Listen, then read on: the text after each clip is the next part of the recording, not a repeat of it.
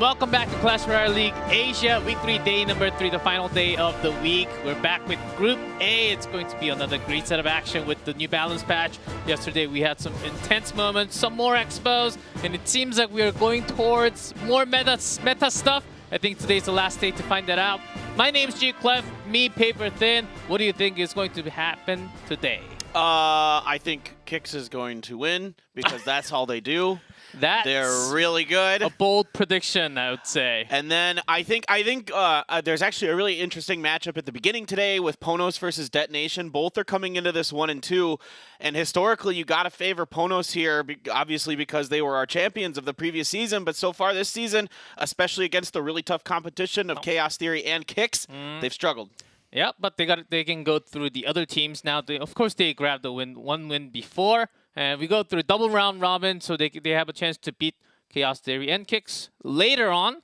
I don't know if that's going to happen. That's going to be October, and we also go into November for the at the end of playoff, and then at the finals. So it might be in a different patch. But for now, you smell that? You smell that? What is it? Fisherman. Stuck on it. That's so. Oh, there's been a lot of fishermen. So many fishermen everywhere. The fish slap. It sounds disgusting, as Simon was also saying it. It sounds so good that I don't like it. You know? What is wrong with you two? It sounds so real and good. It does sound really good. And whoever did the sound for that, time. like, very well done. They actually got slapped by a fish or something. Yeah, they really, they went down to Noryangjin here in Seoul and got a fish and slapped somebody with it.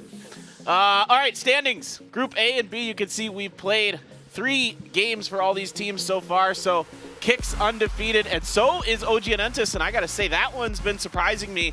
Really enjoying the resurgence of this OG Enentis team. TNT played very well yesterday. Yeah, I think not just being creative, they actually understand the meta so well, and the thing is they do not really make any mistakes. Haven't really seen them doing any of that in 2v2 or 1v1. Really calm and collected for especially 1v1. Understanding the meta, very likely to be a really good deck. When you have the Expo, just bring that down. They're also the ones rarely using the Hog, double Hog in 2v2s, getting those wins. So OG Enentis standing on top. Let's see how far they go. But moving away from Group B, it is Group A time once again. Which matchup do you have your eyes on? I mean, definitely the first one, like I mentioned, with Ponos and Detonation, and then a Chaos Theory against Dragon X. The way that things have been going for Chaos Theory, this should be their match to take, but you never know. Dragon X, I mean, who knows who we're going to see in the 1v1. but they've got some strong 1v1 players. Their 2v2 has been kind of hit or miss, but I mean, part of that is, I think, having True Fast there, who they've been sticking in the 2v2s, and there's a language barrier issue there a bit, I think. But they did win that one time, so, you know, there's potential here for sure. But this one's first, G-Clef. Yes, Japan versus Japan. Konos on the left. It's going to be Detonation on the right. We'll see. Tengar, Raiki Jones, Rad, Kota. They had their 2v2s going back and forth. I think depending on who plays on 1v1. Last time we had Rad on Thursday. Before that, we had Raiki Jones. Before that, we had Mikamboya. So they're just going back and forth, trying different players for 1v1. And maybe that's the first one, and then they decide the 2v2, or it's the other way. They decide the 2v2 first, and then the 1v1 player, depending on the meta and how good they're feeling. Yeah, and the good news for them is, I mean, historically, they've been the best 2v2 team in Clash Royale League Asia. Last season, they basically didn't lose, and it was nuts to see how good they were. So they can run either way, and it's totally fine.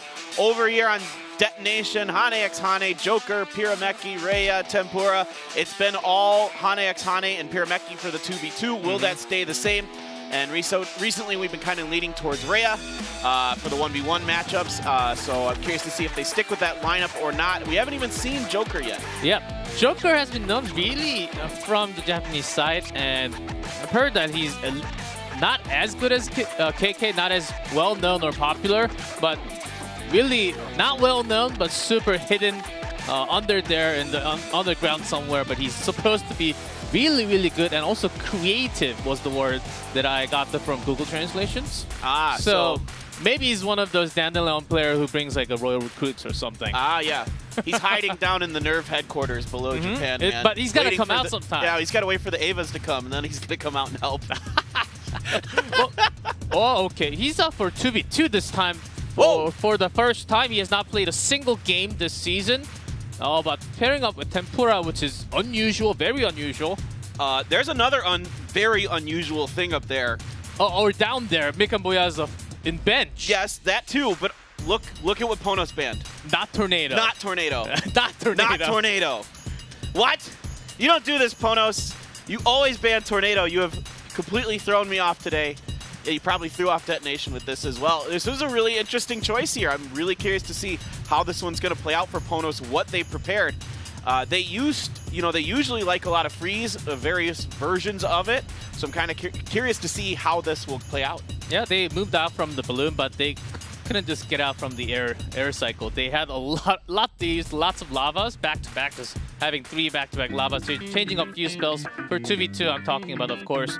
But this time they go and say, okay, all these other teams are breaking us apart because we're using a lot of air, and the Giant Skeleton Graveyard is pretty scary when we have that slow air attack going. Because all the things stay on the ground, and Giant Skeleton just keeps on going to the tower. Yeah, definitely that could be part of it, I think. I'm really curious to see what they want to do. Last season, a lot more faster cycles. We saw a lot of Hog Riders and various things from Rad and Raiki Jones. But they'll play anything. You can see there they've played Golem, all kinds of different decks at their disposal because these guys are really good.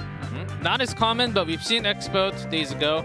Yeah. And also a few spell bait on 2v2. Yep. Having lots of small ones, including the Dark Goblin. I think it's still really good unit to just put down because we still do see a whole lot of Graveyard.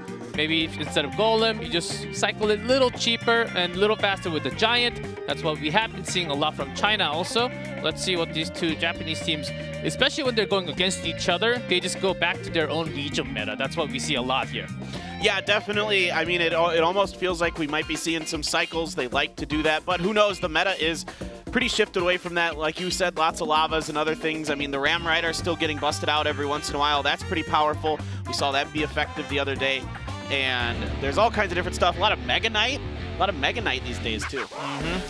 We'll see how that continues. It is all Japan match here. Ponos versus Detonation 2v2.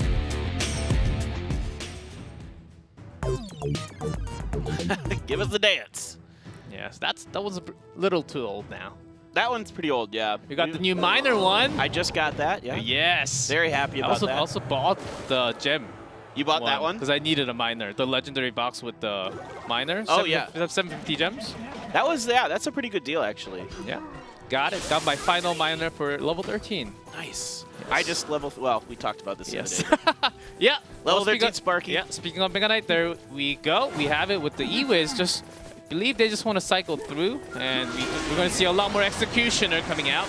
Yeah, especially in 2v2, we're seeing a lot more Executioner because of the power that you could bring with it, especially because Tornado is also available here. Pairs really well with that spell. We've got a freeze already here from Ponos, going back into their old bag of tricks to slow up that Inferno Tower, and they had to use a miner defensively there. I think they were expecting a few more than that. P.E.K.K.A.'s still pretty healthy. Oh, just goes down before, but the Graveyard did enough. And then the freeze actually did not catch the Princess Tower. I think they were looking for another unit should be dropping right in front, but it actually didn't. Comes that Ram Rider behind the Mega Knight, a Mega Knight of their own for defense from Ponos. Tornado as well is going to slow this up. Ooh, the charge does come through though for that Ram Rider. The damage went straight in, but it's not as much as what Ponos did on top, so it should be okay. Double that Mega Knight. Lots of Mega Knight on top. We have the P.E.K.K.A. variant for Ponos here, and the Fisherman was not banned. It was banned yesterday on that 2v2. Yeah, absolutely. It's really good in 2v2, especially because you can pull around the Golems and the Royal Giants and that kind of thing, or a Giant Skeleton as well. Kind of dictate things on your side of the battle. It gets a little weird when he crosses the river, though, and there he pulls that E-Wiz in. And now you've got the Lumberjack coming through there as well, but a little bit more damage done on that push.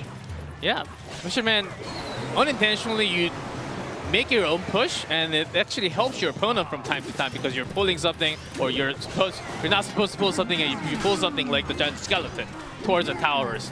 Does happen from time to time, so you do have to be careful.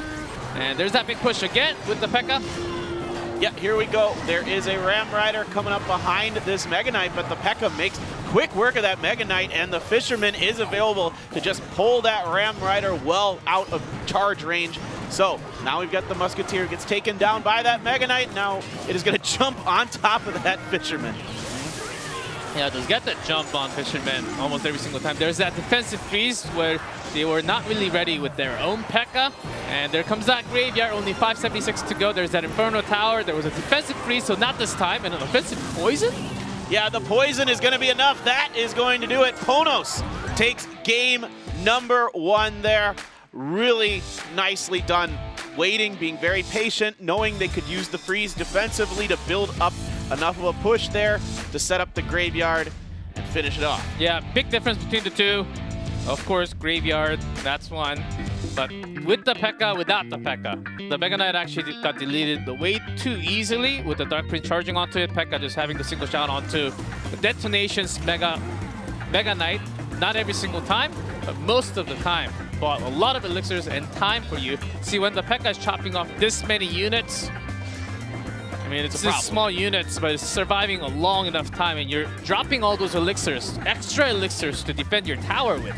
Yeah, especially when you have to use a miner defensively or something like that, yes. Which is really, really disadvantageous because that miner is meant to be an offensive unit for all intents and purposes. And sometimes, you know, if you have to use it defensively, then it's not in your wagon to kite the Princess Tower or some other units down at the other end, and then all of a sudden you can't make your pushes happen. Yeah, exactly. Let's see what Destination. I think Destination really needs to change up at least a few, maybe have their own P.E.K.K.A. If this is going to be super heavy, not just an Inferno, because Ponos, they love freeze. Yep. Inferno's not going to really have that much work in it. Bring something a lot lighter, a lot quicker, so the opponent can't really deal with what's going on the board. I think that can be a key if Destination, because they have been showing that last season a few times at least. Yeah, I really, really am curious to see what they will do. I love the deck from Ponos. Very diverse, very interesting setup they brought. Not unique in that, you know, there weren't things we aren't used to seeing like Graveyard and Freeze, but it was unique in that there was only one Graveyard, one Freeze, one P.E.K.K.A., one Mega Knight.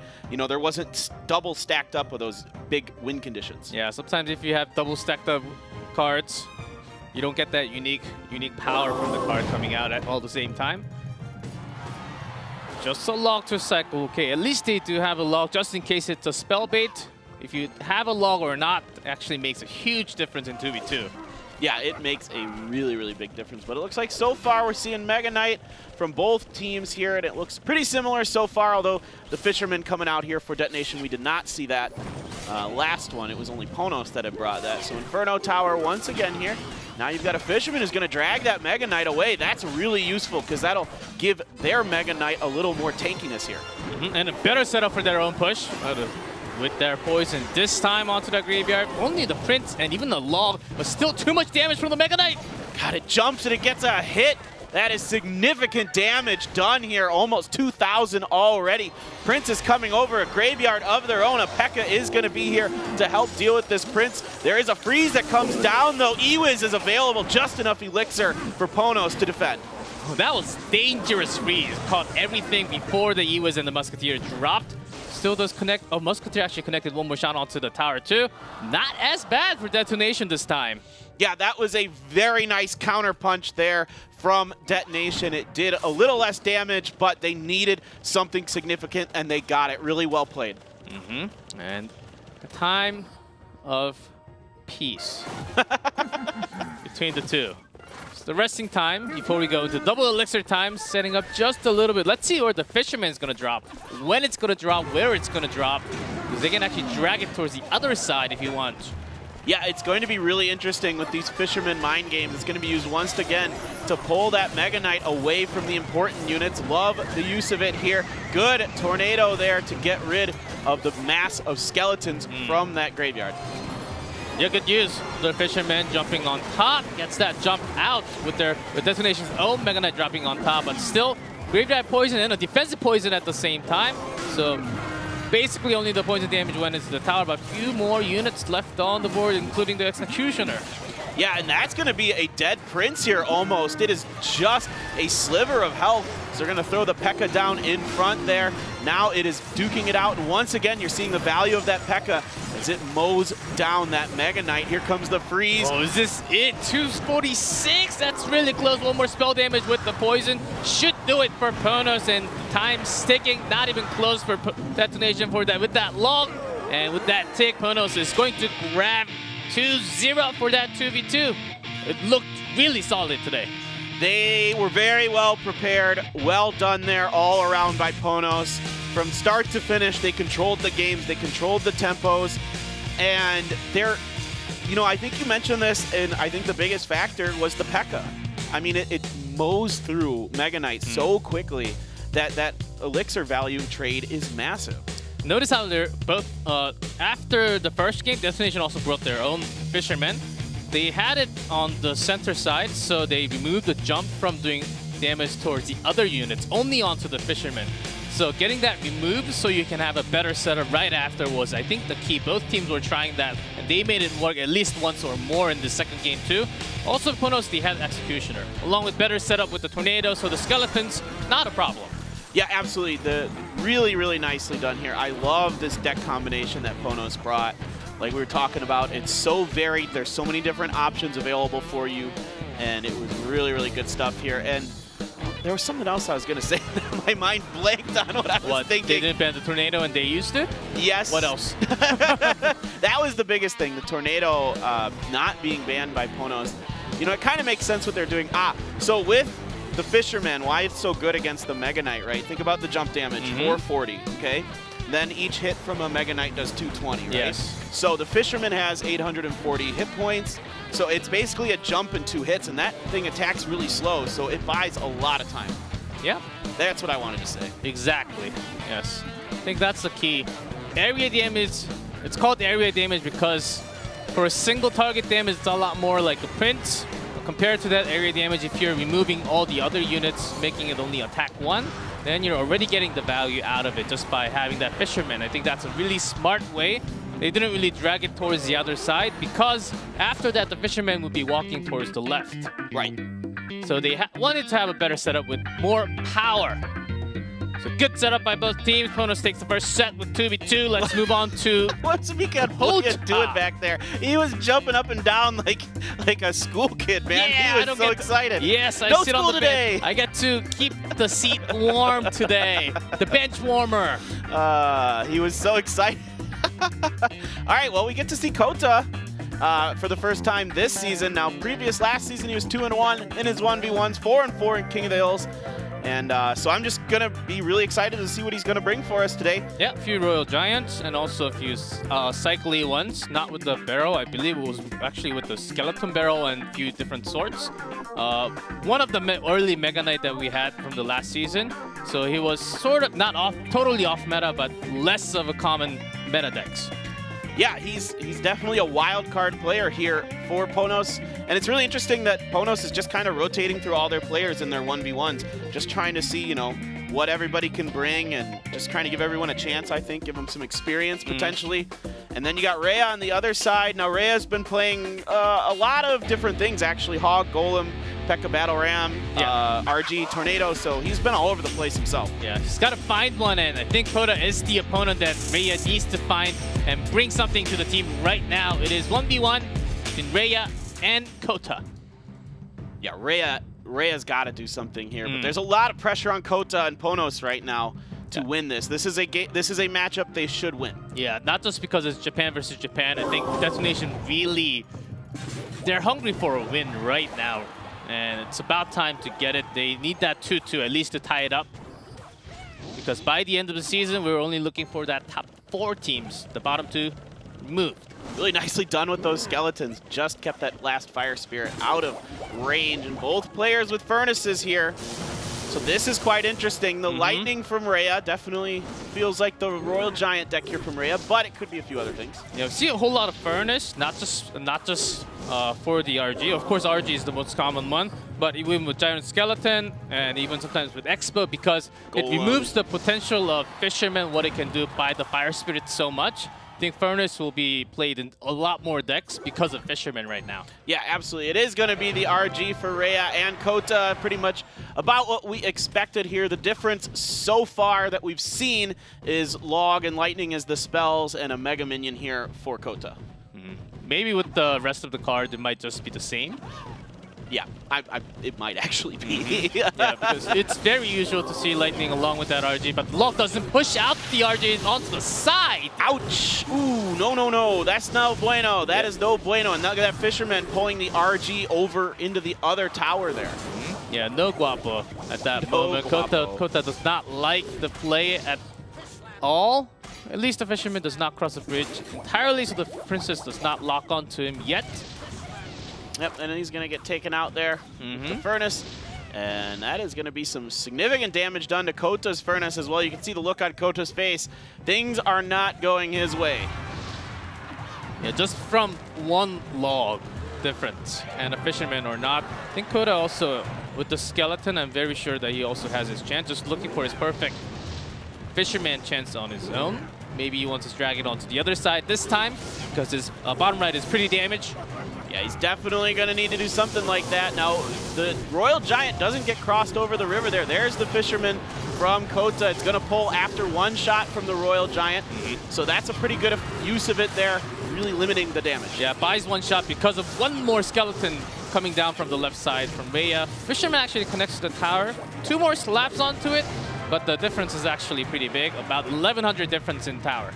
Yeah, it's looking very good here for Rhea. It is a mirror matchup after all, so it's going to be very, very difficult for Kota to come back. He's going to have to find a way to breach the cycle here and keep this Royal Giant from getting any more shots. Yeah, Rhea also had about 1 more elixir at the time we started the attack. There's that defensive lightning already. RG getting pulled, attacking onto the Furnace. This time, a better lock from Kota. Both players, I believe, using a Lightning there defensively, so neither one wanting to cede any ground on those pushes. Really interesting stuff there. And that's going to be a pulled Fisherman. He's going to go down. Oh, no. Okay, just in time for those skeletons, but now you need something to deal with this Royal Giant. You got the Fisherman. No, he's going to pull the other Fisherman, though. 1 Log is not going to be enough here. Kota is going to go down. Yes, that's the hard part about Fisherman. Exactly what we saw at the end. Fisherman is a hard card. You expect something to happen when it does not. It just does not work out for you. Actually works out for the opponent totally. And it just does not do its part. When you're supposed to pull an RG, Hog Rider, or Ram Rider, when it's stuck with another unit that you don't really expect, and when the other player reads where it's going to be very likely, it's sort of easy to read. Yeah. When the Fisherman's going to come down. And if you block that, then your opponent's going to say, okay, there's no chance of me controlling this game anymore. 100%. It's really, really crucial that you make those Fisherman hooks land on the units you need them to. And then if you're defending against it, doing the opposite, making sure you're throwing off their Fisherman. And you can see there, he almost got it there, but it was just ahead you know, it was just a split second earlier for Rhea. Yeah, it's hard because RG has a pretty decent range for locking onto the Princess Tower. Even if you pull it towards the center, you need to actually move it one more left or one more right, not just onto the center line, to have that RG attack onto the other tower. So that's why Kota actually places so far away. Yeah. Yeah, but maybe just before he put down his own fisherman, I think Rhea had just put his down just a little faster. Yes. Yeah, exactly. It was just a little bit faster from Rhea, and I think that Kota's finger was already moving to drop his fisherman, but Rhea was just a snap ahead of him. So timeout here from Ponos. They want to try to clean this up and try to avoid the King of the Hill and just end this now in 2 sets. We'll see if they can do that. I don't know. Rhea looked good, man. Yeah, not just at the end. Not just at the end. The play from Kota. Rhea also had a few better skeleton play, but just tiny bit more time. Just one more attack, a melee attack from Fisherman, or one more attack from the other unit, like the Mega Minion, onto those skeletons. Buying just more time and dragging it just a little bit more towards the left side, so that his RG can do just one more shot or anything else on that with the bonus damage. So Rhea certainly understanding the deck just a little better. Yeah, and the Furnace control was much better from Rhea. He was able to take down Kota's Furnace more often, more efficiently than Kota could do to him. He used Lightning one time, and then he was able to get those Fishermen across the bridge and then pulling themselves into the Furnaces and essentially wiping them out. And that's a huge deal. That builds up over time. Yeah, mirror matchup, starting hand can be painful, but you can overcome that too. Let's see what game 2 holds for these two players. We're back to RG, boys. RG did not do a thing. It's a lot of other cards. All right, just cycling the log and some bats. So just trying to feel each other out. Now Miner coming through here for Kota. It's going to get some swings in. We got the Furnace once again. And there's a poison, nice poison here from Kota. Get a lot of value out of that poison. Just going back to the Miner poison, which we don't really see too many times. I haven't really seen that at all from the first 2 days of China, because they were just stuck with lots of RG, whole lot of lava, just on skeleton and expose. Of course, along with that, the two most common Batter Ram and the Ram Rider one.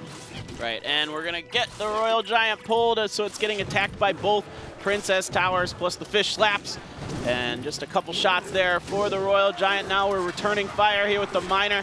The Fisherman is close enough that it doesn't get pulled. He uses a log as well. So a little bit of damage here. Ah, it's the Giant Skeleton. It goes all the way in. Uh-oh. And Rhea finds himself just a bit of trouble with that explosion. Just outside of tower range. Yeah, gets both of them though. And Rhea did need to have one more unit to actually block it anyhow. So some more elixir wasted, but with that extra log, it's about even now. Yeah, this is a pretty even battle here between the two so far, having to put the Furnace in the back this time. But Kota does not want that Furnace around. He's going to use his poison once again on it to chip it down and avoid much damage coming out of there. Just expecting what's going to come out and just pulling the Miner. Very likely it's going to be on the right side all the time. And this is the moment, Giant Skeleton. Uh-oh. Yes, exactly the reason why you bring it. That is so well done here by Kota. Just waiting out for that Fisherman. Now he's going to have to put of his own. A nice bridge spam here, though, from Rhea. Another Royal Giant in here. Now you've got the Hunter, but he gets pulled away by the Fisherman. The other Fisherman pulls at the log. Oh, no. It missed. Kota with a bit of a mistake here, but he's still ever so slightly ahead.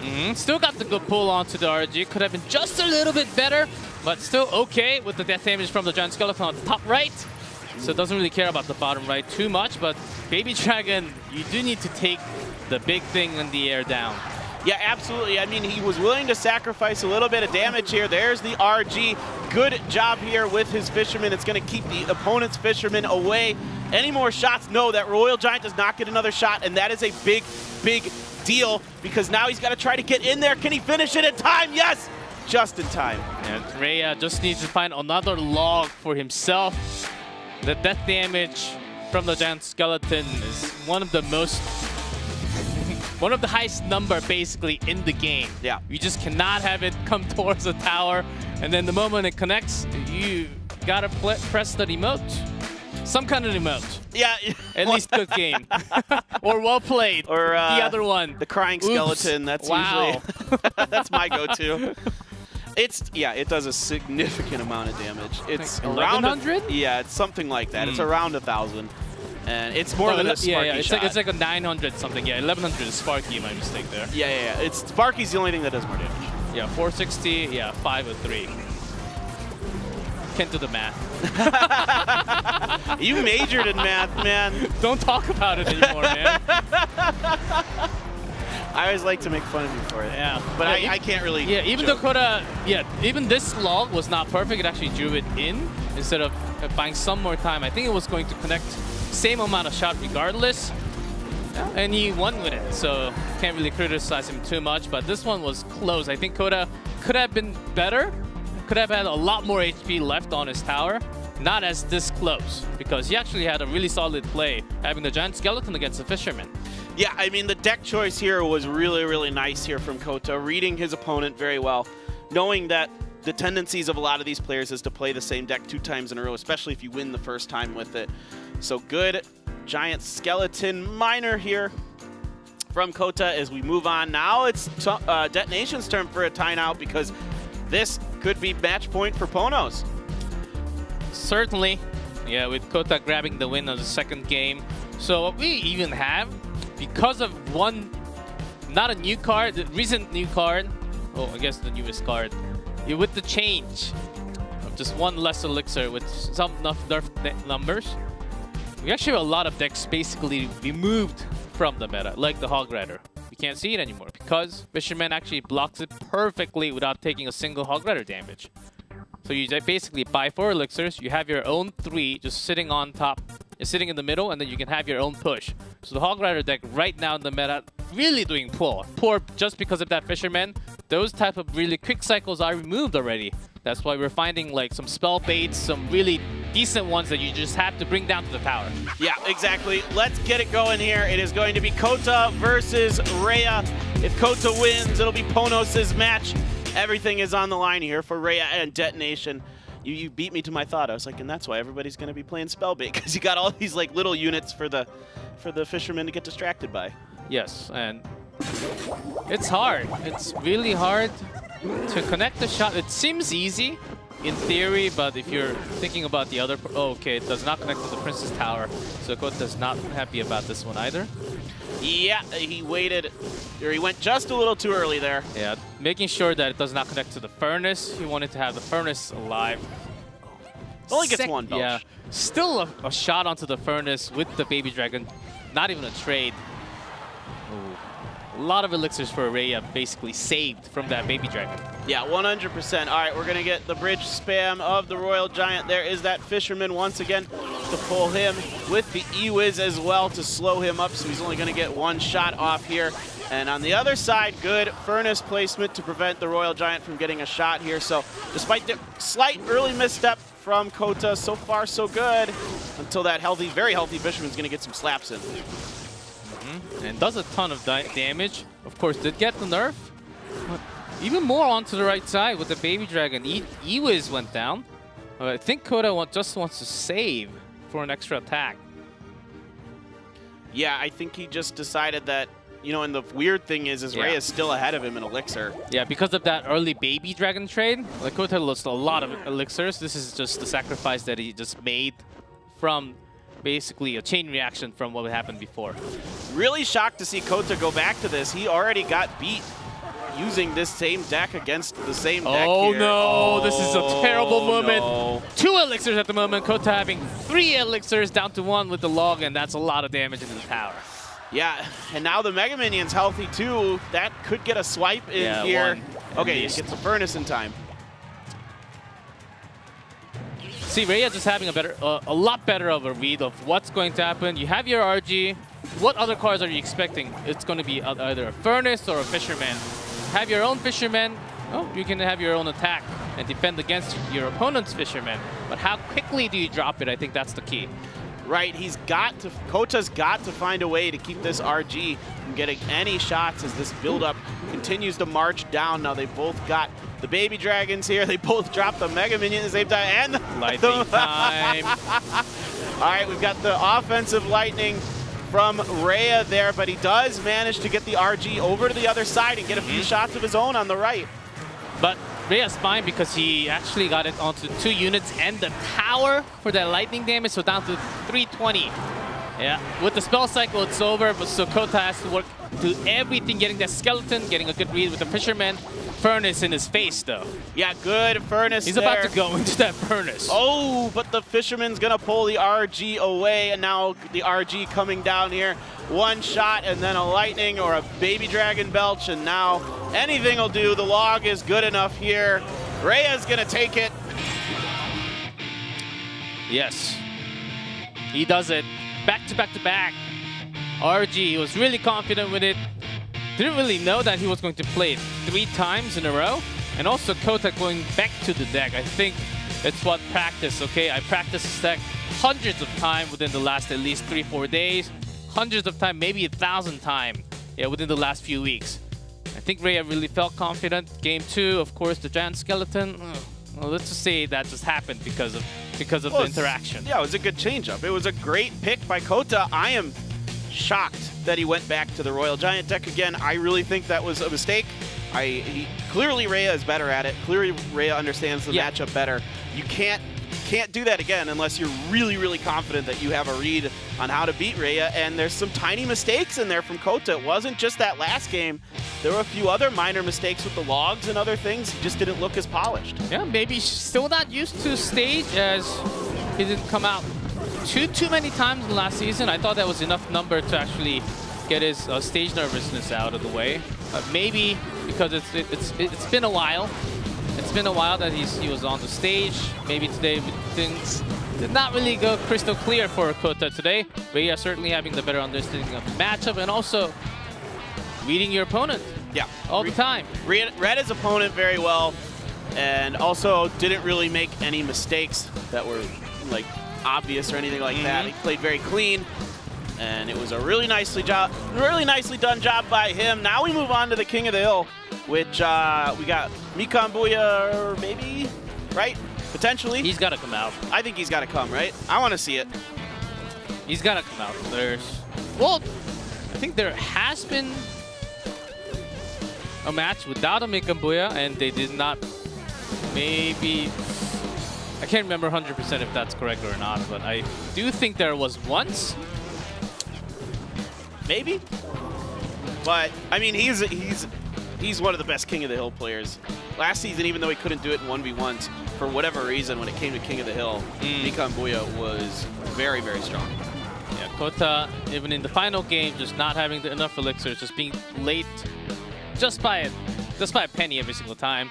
That's why the log was just a little too late, pushing the RG inside, all sorts of like that. Yes. And he's the first one to go against Tempura. Ooh, that's surprising. Raiki Jones versus Hane Hane. Well, not versus, of course. King of the Hill. So Mikan Booyah, Raiki Jones, Rad from Ponos, Tempura, Hane x Hane, Rhea from Detonation Gaming. I think they both have the best King of the Hill roster. Yeah, this is, I mean, I think the strongest King of the Hill rosters that these two teams can bring. I'm a little shocked. You know, well, I'm not shocked. I shouldn't say that. A lot of times they would put Mikan Booyah at the top. They used this is like old school Pono style, where they'd put Mikan Booyah first. Last season, though, he would often come in last.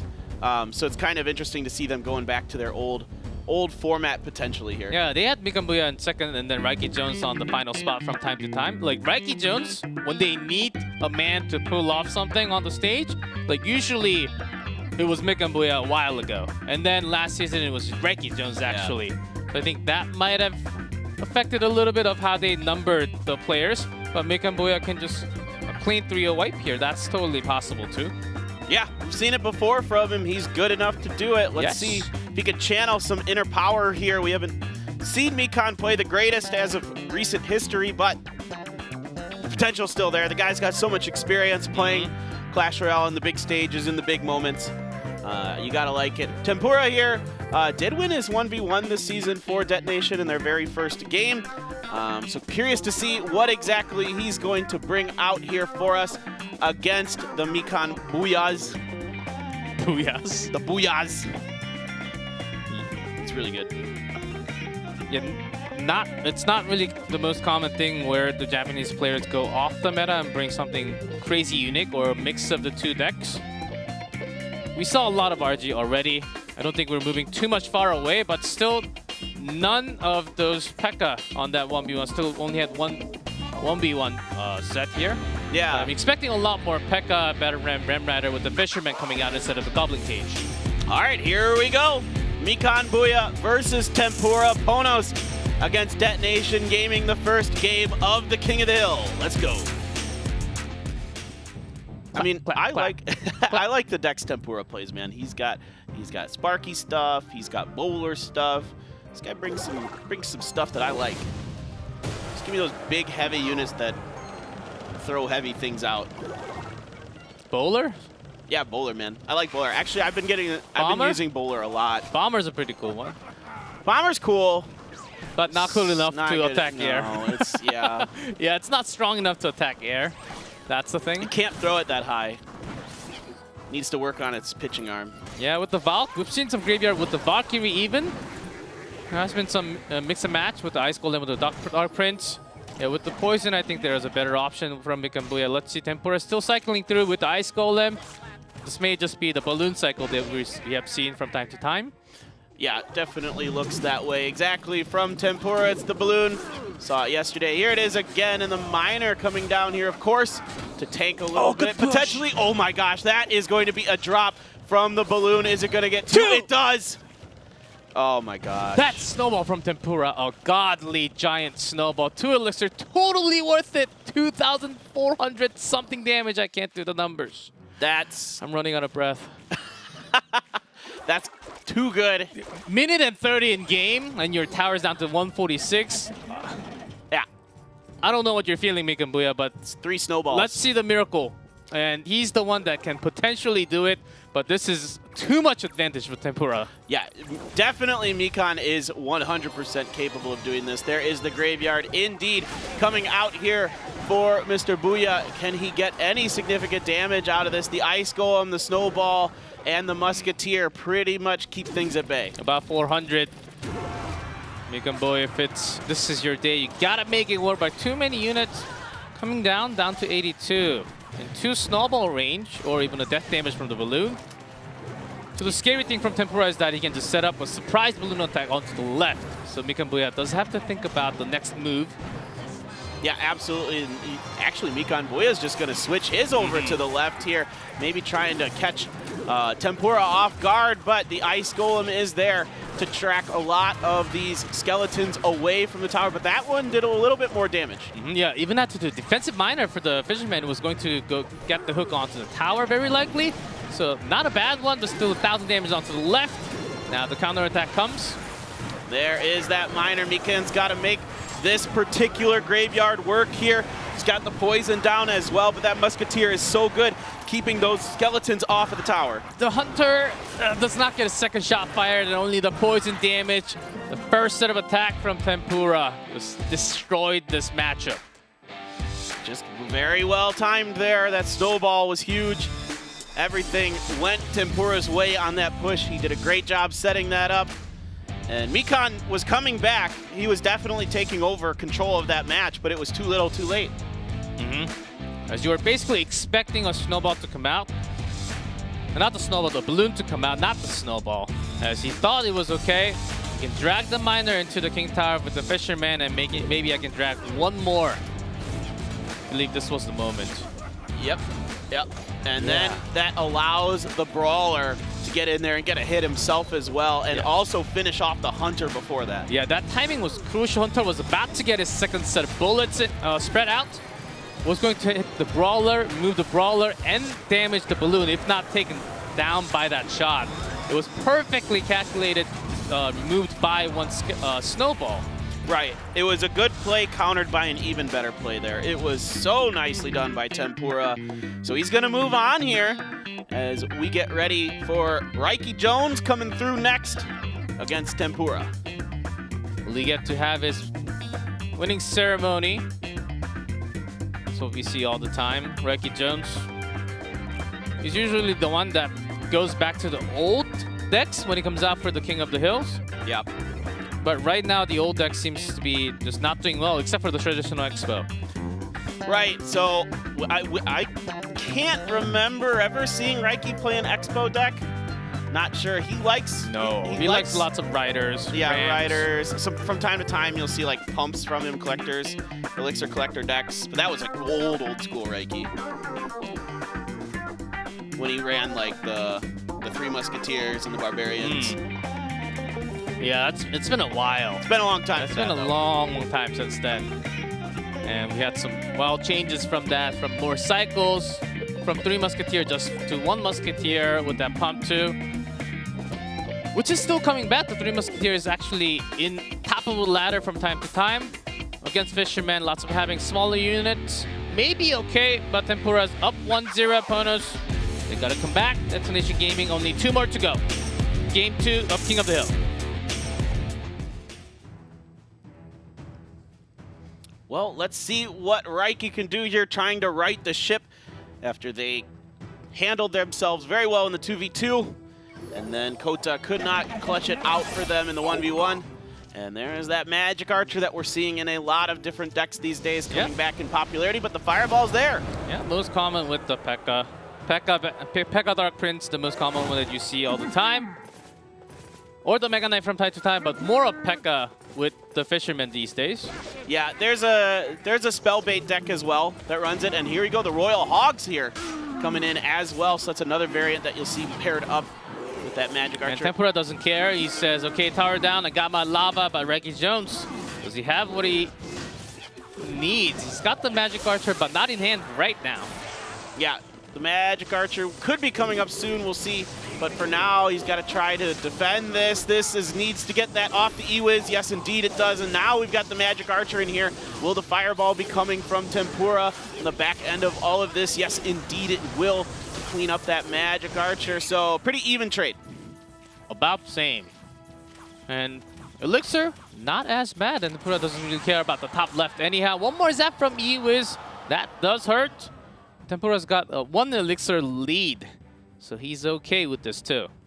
Yeah, this is basically an even trade for them. But if you look at the speed of the Hog compared to the Lava, you have to think about that. But there's a lot of time that you can use in this game.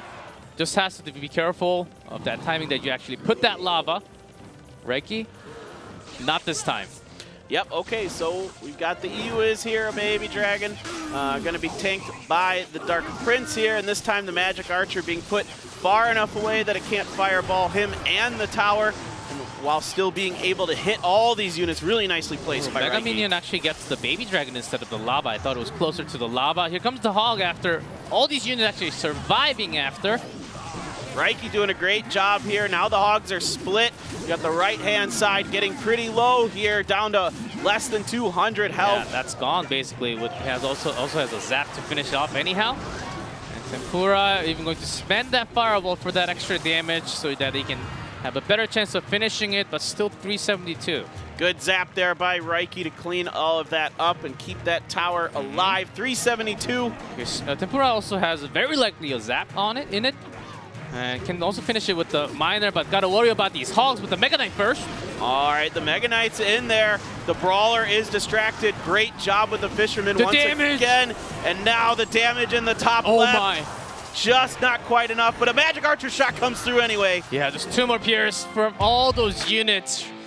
Reiki getting a whole lot of value with the second set of push. Lava, it's slow. I got my Magic Archer. It's going to draw out a Fireball at least, so let's put it away from the tower. Put it towards the center. Maybe I can get a better trade. Great stuff. Great stuff from Reiki there. Like you were saying, this guy tends to come up clutch for Ponos. And once again, he's coming through here and getting them a big win in King of the Hill. That Magic Archer, really, really good, and Reiki's placement with it, especially that one on the second push when they switched over to the left-hand side, when he placed it just across the center line where it's far enough away that it won't get, if it does get fireballed, it's not going to hit the towers or anything else, and it can still hit everything that's over on the left-hand side there, even the Lava Hound when it gets all the way down to the Princess Tower. Yeah, the angle of... Yeah, those Magic Archer also hitting at least one or more units at a time. Pretty scary. And before this moment, there was that Mega Knight in defense.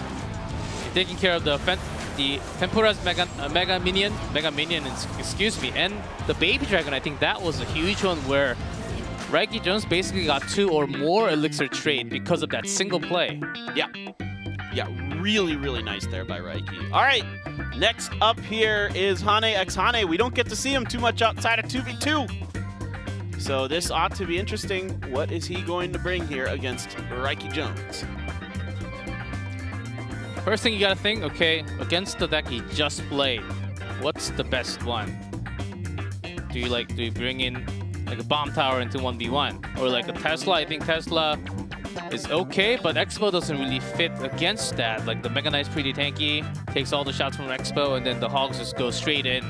And the Tesla only attacks onto one target, so not actually the best matchup there. Yeah, definitely wouldn't be ideal. I mean, something with, you know, Valkyrie in it, it's not going to be too bad there. That Valkyrie can buy you a lot of value against the Mega Knight and the Royal Hogs. Yes. So that wouldn't be too bad. And then you got to have something ready for the Magic Archer, potentially, whether that be Fireball or Poison. Yeah, I think this so you meta... can run that Graveyard deck. Yeah, I think this meta actually is a really good one for mini P.E.K.K.A.s to be in from here and there. Just take out a Dark Prince or some card unique to it, and then just put in a mini P.E.K.K.A. I think that can really benefit you, especially when there are this many Fishermen and one single target unit. Let's see if that comes out at all or not. It is game 3.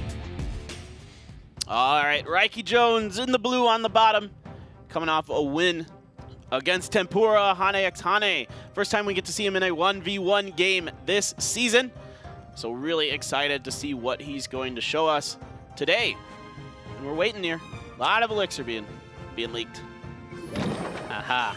Ooh, Gob Hut. There's that Mega Knight from Raiki. Don't really see Gob Hut too many times. Not recently. There's one with Bowler. With the Graveyard, it's pretty heavy, about 3.9 Elixir, I believe. Yep. And of course, there's the old, this is Giant Skeleton here. So you're going to have that Mega Knight in a battle with it, but that Giant Skeleton is very, very tanky. And it looks like Raiki might be kind of considering the same thing. There's that Graveyard, so really interesting stuff here from Hane. Gets that spawn damage, moves few skeletons, but it is nowhere near a perfect defense. Baby Dragon's on the tower doing duty. Cleaned up a few, but that's a little bit too much damage that you do not want to take in the first minute. Good mix-up here from Hane x Hane, because so far it's looking like a kind of similar deck. It is a little different here from Raiki.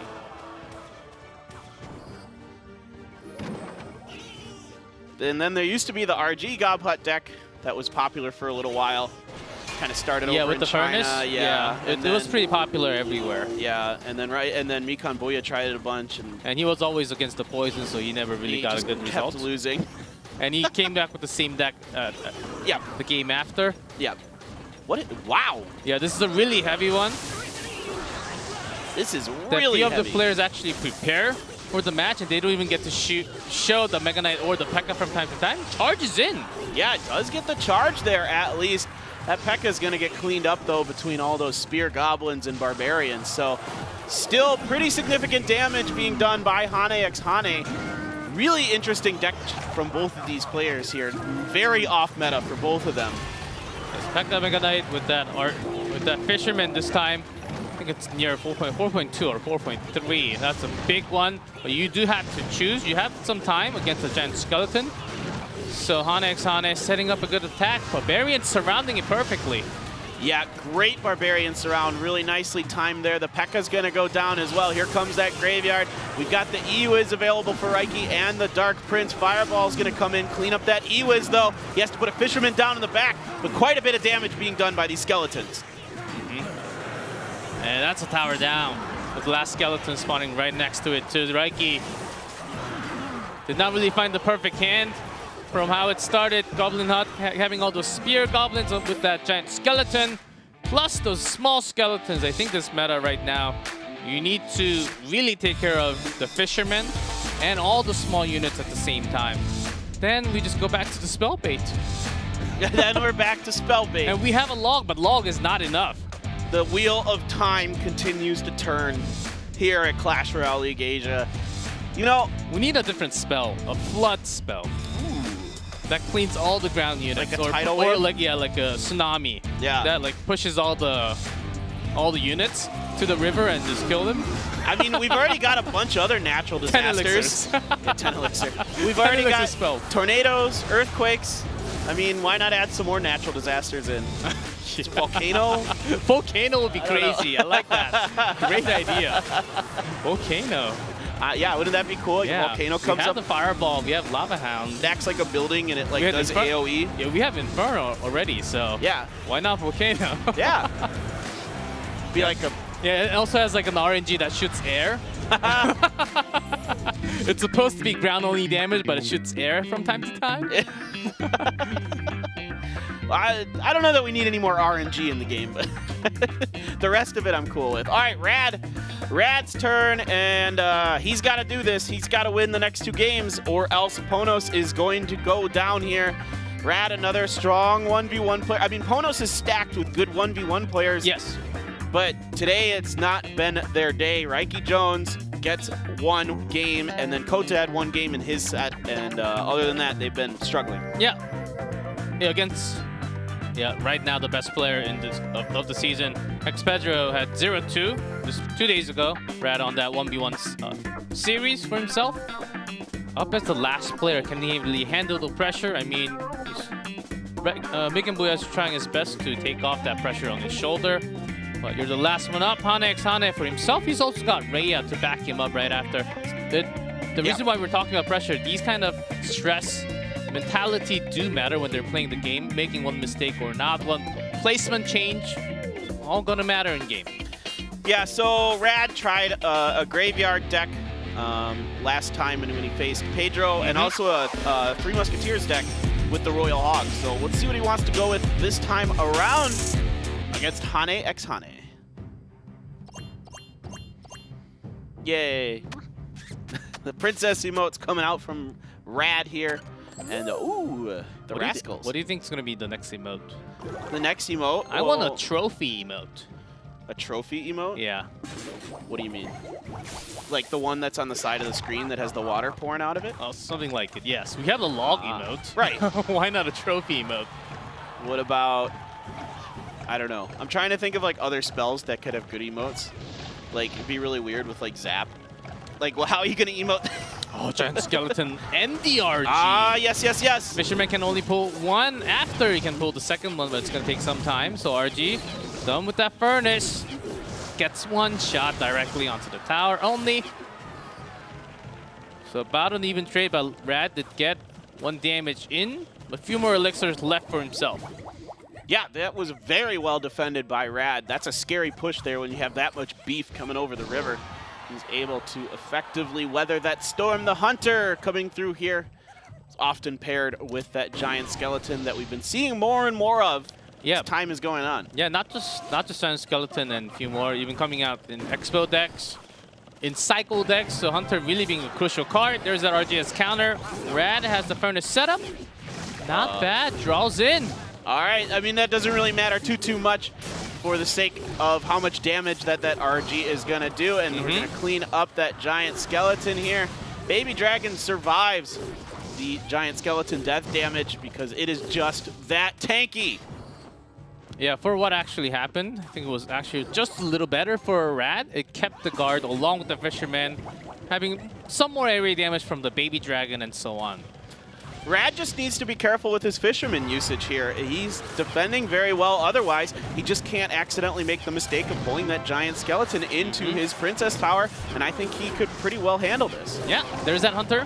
First shot, and for the second shot. Whoa, some of those bullets. Yeah, because it was pulled away with that log. Good play from Rad, understanding the Hunter just a little bit better. Hane X Hane took some more damage from that play. Yeah, did not really use the Fisherman to push the RG. I think he was expecting Rad to counter that. Ooh, Lightning coming through here. Not going to get that Mega Minion because that RG ate that lightning. A lightning of his own from Hane x Hane, so his Royal Giant does get a shot, but... Yeah, it was pretty low already. Yeah. So that's the deal. Hane x Hane not really using the Fisherman. Trying to use his own play with the Giant Skeleton and the RG together, but really not giving a chance from Rad for that big setup yet. Yeah, good placement there with that Fisherman to pull the Giant Skeleton. Nowhere near any of the Princess Towers, but it does get the death damage onto the Furnace, which is not ideal, but at the end of the day, sometimes you got to do what you got to do. Yeah, good log. The Baby Dragon locked onto it, so the guards are basically gone. Lightning from Hane x Hane. There's that pull with that RG onto the other side. Moves damage. Yeah, really good job here, but Hane x Hane is stabilizing here. He hasn't really taken much extra damage onto that right-hand Princess Tower since it got down to about 700 something, and now it's at 687, so he's doing a good job keeping this RG at bay. And they're locking onto RG once again. One shot plus the log damage going to the top right.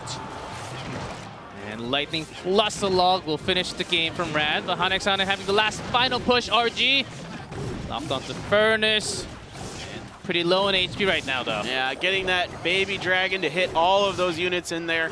Really effective for Rad here. Now he's just got to wait.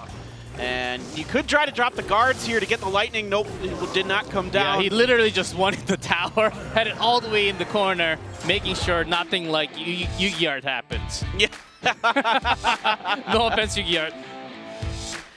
There's those timings you can do with stuff like the guards and other units where you can drop them and get that lightning from hitting your Princess Tower, but it's really hard to pull off. And nice try there by Hane x Hane.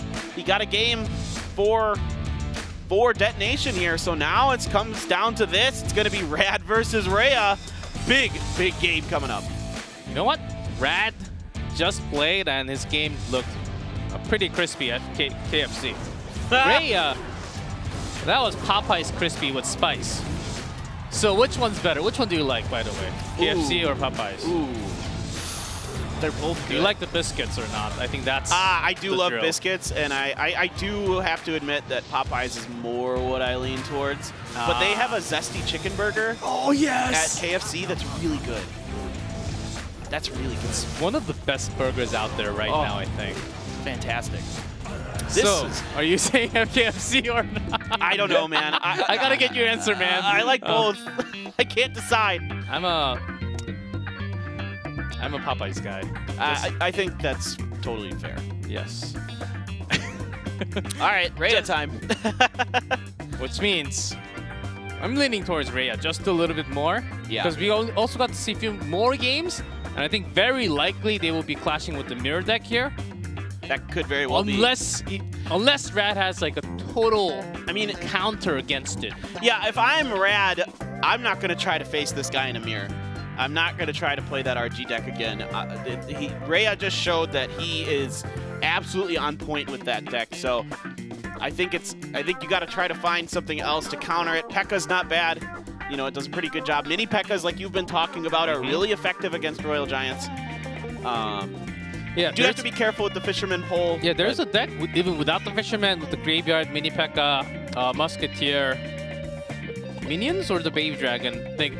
Yeah, that one against the RG actually does a decent job. Of course, with the poison, it gets the Furnace and also does damage to the tower. So having a lot of those tools removed, and Mini P.E.K.K.A. does its job. All right, here we go. Rad for Ponos, Rhea versus Detonation Gaming. It all comes down to this. Final game. Game 5. Match point. Which team? Which team, indeed. It's hard. My heart says Detonation, my head says Ponos. Oh. My feet says Rad. My hands say Rhea. What? That's weird, man. I don't know why your feet have opinions on Clash Royale, but all right. Royal Ghost here from Rhea, and a Miner just going to be cycled through by Rad to keep that Royal Ghost at bay, and there is that B-Ram. Yeah, with the Royal Ghost, you expect 2 big branches. It's the B-Ram. And with the Miner, it's actually okay. Very likely Magic Archer along with this from Rhea coming out. This could be the Giant Skeleton here from... Oh, no. Okay, back up. You also can be from Red, but for now, P.E.K.K.A.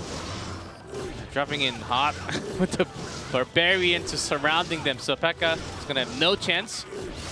Yeah, Barbarians great at cleaning up those big beefy units like the P.E.K.K.A. and the Golems and the Royal Giants. So good stuff here for both players to start this out. Just a little bit of damage being done to Rhea's top right Princess Tower, and that's about it. Yeah, so far both players actually found a good set of counter cards against each other. Some more damage taken by Rhea, but he can just plug in the hole. When he gets one charge, he's going to be leading the game. Yep, and now you get the Mega Minion coming through. Yeah, with the Zap Miner. Brawler up on the top left, sorry. Yeah. That actually missed it because it's actually a lot slower with the patch. Did not really expect it to do that much. Rat might just have a lava here too. Yeah, absolutely. It's not impossible. Lava Barbarians a little heavier, but with the lava zap, that's what you're expecting a lot of the times. Yeah, definitely. There is indeed that Lava and Hound. A Pocket Bandit on the left. Woo! Well dealt. Had to drop those Barbarians. That's not ideal for Rad in defense there, but having to do something to prevent that dash damage. Also against the lane, against the P.E.K.K.A. and the B-Ram just comes in time, but only a Brawler. Well, that P.E.K.K.A.'s going to get taken down here. Good fireball up there to clean up that Ewiz as well. Another Ewiz coming down, though, to prevent any further damage. But here comes a Royal Ghost to just in time with that defensive miner is Rad. Cycling right through quickly into this Bandit. It's going to get the dash. It's going to get another dash onto the tower. Will take some more damage, but Rad had a godly defense just now. And had so much more damage added to top left and the right. Yeah, and this time he's going to set up for a heavy push on the left. Rhea's trying to counter with the P.E.K.K.A. of his own. We do have that Goblin Cage, but the P.E.K.K.A.'s not going to get dragged by it. This P.E.K.K.A., oh, just in time with that miner. That was so close. Yeah, but still Brawler walking in, but still pretty healthy. That's one. And the second one will be crazy stuff with a zap, but the Batterman pushing onto the bottom left. Lava's not doing its damage. Not in time. Charges in. Barbarian stopping it. Oh my god, this is so close here. Rhea playing excellent defense on the top left, knowing that he can push through onto Rad, and Rad now trying to come back with that miner of his own. The miner is getting some hits in. He has to drop the Ewiz to change the targets. The Royal Ghost goes all the way, has to drop down the cage, but the Battle Ram onto the right side. This time Rad does not have too much elixirs. What can he do? It's going to be a race, and there's that fireball. That is a lot of elixir he has to use to defend there, but it is okay.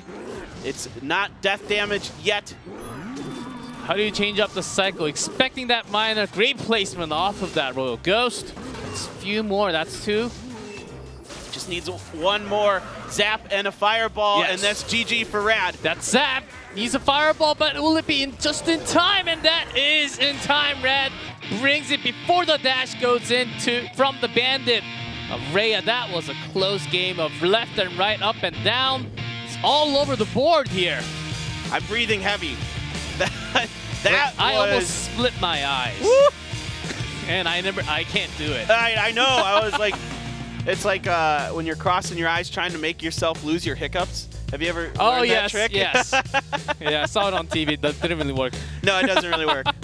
Spoonful of peanut butter. That's my go-to hiccup cure. But man, Rhea played so well today, though. Yes, he did. The final game, he was also having his final decision moment. He also had the Bandit, but this Fireball was just a little bit faster with the projectile speed. What a game. This was a full, tasteful match that we had here. That was an excellent battle between these two Japanese teams. Ponos just barely coming through there. What an excellent series. What a way to kick things off here on a Sunday evening in Seoul, South Korea. Favorite, you liking this meta? I kind of dig it. It's getting better. Yeah, kind of dig it, and that's why I use the miner. Okay, that's match 10. Got 2 more matches coming up very soon, and in this group we have 3 Southeast Asian teams.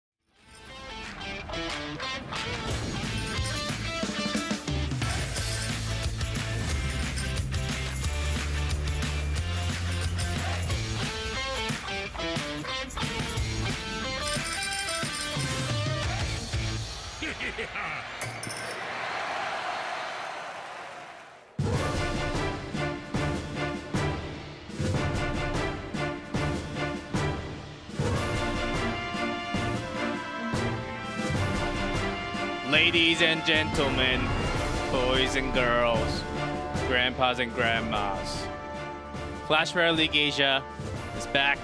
And before we go into West, we have a surprising day. Grandpas and grandmas, hold on. Before we get into whatever you're going to talk about. Hey, I thought, hey, see?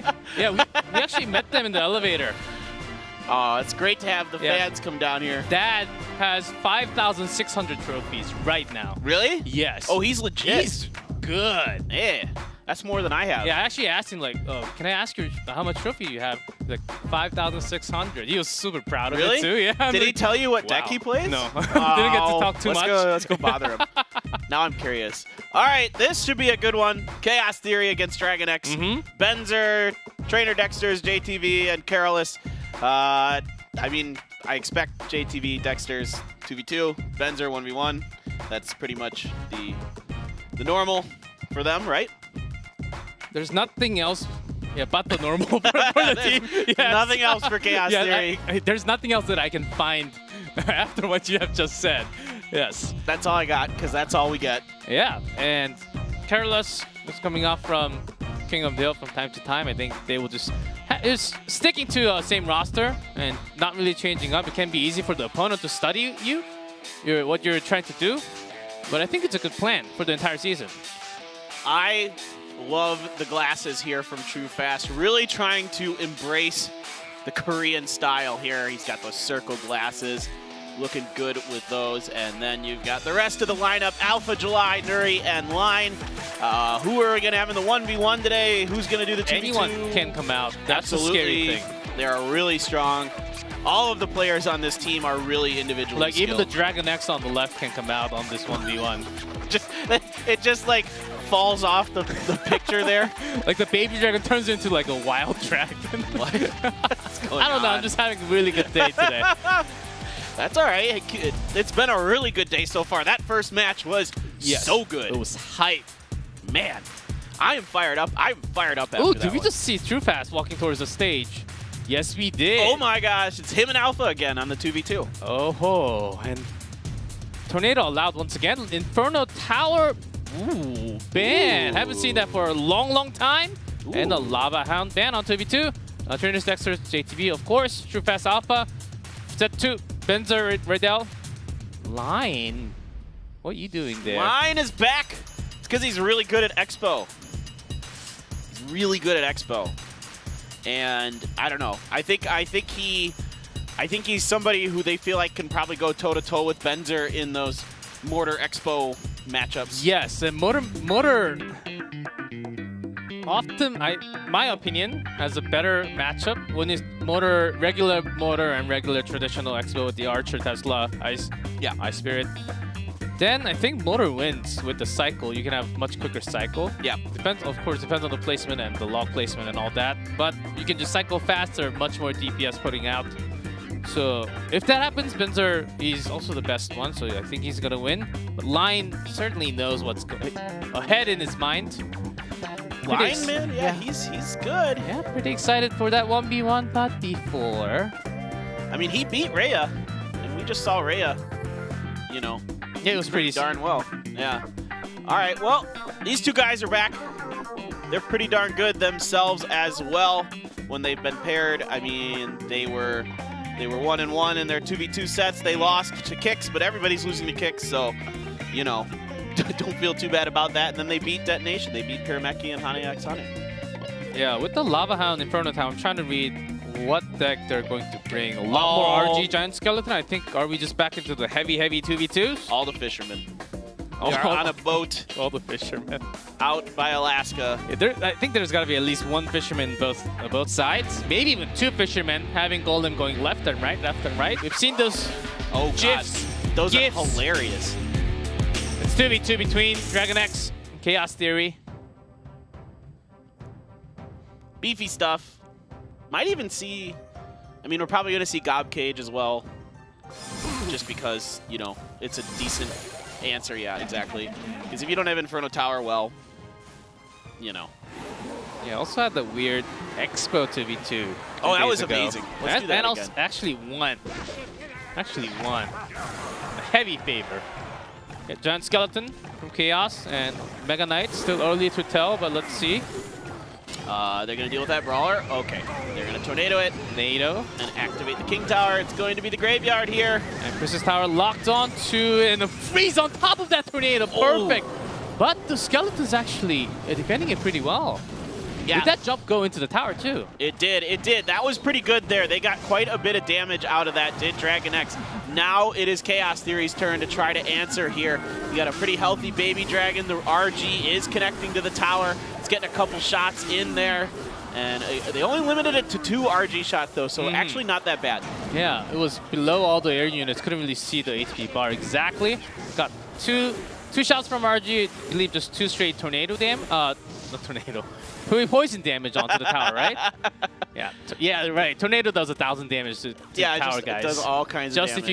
Just in case you don't know it. Go try it right now. Yeah, definitely works. Yeah, 0 damage. Yeah, freeze does about like 30-something damage onto the tower. It's not much. Yeah, it used to be a lot more, and then it got a huge nerf. It's 34. Yeah. Well, yeah, it was too good. Like, yeah, that was still pretty. Oh, and a nice pull with that tornado. Good fireball on top of it all as well. Now you're gonna get a very dead Mega Knight there. So now we're getting the RG push here behind the Lumberjack. Immediately a Mega Knight comes down here. Tornado as well. So this should pretty well limit the amount of damage this RG is gonna do. In fact, it nullifies it. Really well done there. 0 even with that rage. Perfect tornado there with the double Dark Prince. Got that Inferno, about a reset onto the Dark Prince even. But the Skeleton's now connecting a defensive log. What's after that? Yeah, okay, this time, this was handled very, very well by Chaos Theory. Their best defense of the Graveyard pushes so far, but they've got to find a way to get this RG in. With the Goblin Cage and the Tornado, it's proving really, really challenging for them to get any shots off. Yeah, similar story for Dragon X, but they're at least putting few damage, but because of the King Tower actually activated, there's a defensive poison. Yeah, defensive poison, Princess Tower, and the King Tower, no skeletons, man. Yeah, no skeletons are able to get through that. That is quite a bit. Now, can they find a way to spell cycle some damage in potentially, or find some way to get an RG in there? I think what Chaos Theory might want to try to do is, instead of bridge spamming the RG, try to set up for a push from the back of the King Tower with it. But now this freeze is coming in here, and that log misses a bunch of the skeletons on the bottom. Yes, there could have been a lot less damage from that last bit of attack. There's that Rage RG, the big push coming down right now on top. Dragon X not having that Mega Knight's gonna hurt. There's that Tornado sucking everything towards that tower. Double that RG damage along with that slow.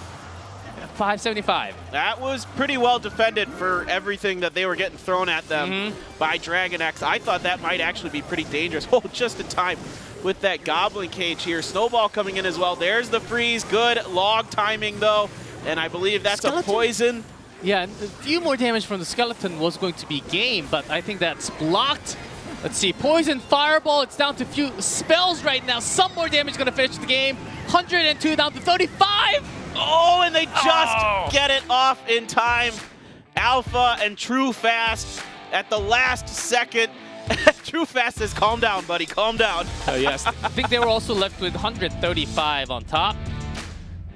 Pretty close game down to the final few spells. Yeah, Tornado with Fireball, Tornado with Freeze. A pretty cool spell combination which removes everything that you have on the board. I mean, I get what Chaos Theory is thinking here coming into this, banning the Inferno Tower and wanting to bring the Royal Giant, because the Inferno Tower still is very good against the Royal Giant, even despite the nerf. And the problem becomes the fact that Tornado is still available, and actually Tornado is super good at stopping Royal Giant pushes because of how slow the Royal Giant is, and you get something like even a Mega Knight and a Dark Prince, and you can see they're just chewing through that Royal Giant, and then you got an Ice Wizard in there as well to make it slow. Yeah. Even the King Tower was activated against the Graveyard. If you do not have a freeze, it's GG basically, especially in 2v2. Yep. But at least Dragon X, they had the freeze. A freeze froze the King Tower at the same time. Got some more damage onto it. I think Chaos Theory, after activating the King Tower, they thought, okay, we actually had this game until they saw the freeze come down. Yeah, that was great usage of the Tornado and the freeze. Really interesting stuff here from Dragon X, but They've got to do it one more time here against JTV and Trainers Dexters. But can they turn it around and set Benzer up for the W? For the W, the double W for Chaos Theory. Maybe, but Dragon X is the one closer to that for now. 1-0, Dragon X leading the series of 2v2. Yeah, just look at that. With Tornado allowed, just having so many different combinations. All right, just Giant Skeleton and an E-Wiz here. Once again, the Mega Knight and the Musketeer coming down for Dragon X. So Dragon X looking like they might consider just doing the exact same thing. And a pretty similar setup here for Chaos Theory, but now there's a Giant Skeleton. Yeah, this time RG actually, it has to use the defensive freeze. RG had too much HP. You just had to use that spell. There was no way you're going to get 2 or 3 more shots out of that RG. So good defense with Giant Skeleton only right now, and then Lumberjack onto the back to get the Skeletons. Yep. This is really well planned out here by Chaos Theory. That Lumberjack did a great job at defending Graveyards. But whoa, another Graveyard just cycled right in. They don't have any Elixir. Yes, I had the Skeletons on in the middle and also the Lumberjack, but they just went down in a few seconds. So had everything basically taken down. I think Chaos Theory just nearly bridge spammed those 2 units. That was so good there by Dragon X. Just so good. Yeah, it was so fast, we couldn't even see half of it. Yeah. Crazy fast. True fast. I thought you were going to do it, so I left it to you. No, I actually didn't put it together yet. You're on the ball today, man. Oh, Mega Knight's on top. Let's see the damage. Inferno's locked by the bats for now. Yeah, not much going to be done there. The Dark Prince, they're just going to let that tower go, knowing full well. Does Dragon X just grab the second win here? Chaos, they have a way. They don't really have to stick to the right anymore. No, they can go either side. Yeah, it's about 600 off, but still, one big RG is going to be the key. And a bit of a connection issue here. There we go. Now we're back. All right, they're trying to push on the right-hand side there, but once again, the defense here from Dragon X is too good, too much. There's just not enough answers for Chaos Theory to get through that defense. Yeah, even the jump damage onto the King Tower, so down to 21. Lower than the Princess Tower, so Dragon X, about 27 seconds to go. All they have to do is defend the right side. It's a big push, but Dragon X, they can actually make it better because the tower's down already. And they're just going to freeze this just in case here. There's only 15 seconds left. Chaos Theory, I don't think there's enough damage available in time to do this. True Fast has already let go of his device because he knows this one is a GG. Yes. As Trainers Dexters, he was holding onto that cage for a long time. And also another card that wasn't even revealed. Finally, another spell onto them, but Dragon X, 2 wins that 2v2. Draws an X, arms crossed. Yeah, finally showing that great teamwork of True Fast and Alpha. Maybe it's about time they find that duo for the team. Yeah, they're looking really good. Taking down a very good duo in JTV and Trainers Dexters, and it seems like these two have been practicing together a lot and getting it going, and they looked darn good here. A clean 2-0 victory, and that second game was even more one-sided than the first game. Yeah, the RG Giant Skeleton, I think it's still good, and it does work, but when you're so experienced against it for seasons after seasons, I think you can just find easier answers because you know how it works. I think that was the hard part for Chaos Theory to actually break it apart. Of course, they have a few different spells and Tornado to make it work from time to time, but your opponent has the same hand.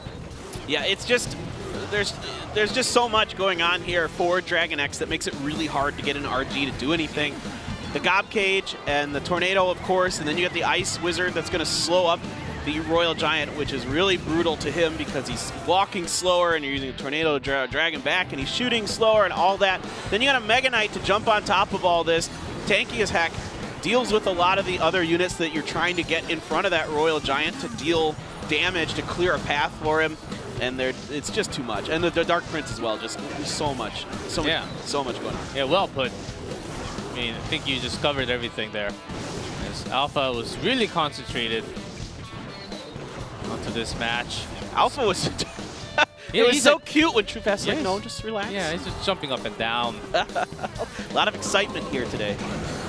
We had Mikan Booya doing it earlier. Now Alpha's getting into it. That's how much these guys love and care about this. Yes, because they practiced so much. Oh, God. Within a week, they just grab their device and just, you can go anywhere and play. That's the best thing about, that's the beauty of Clash Royale.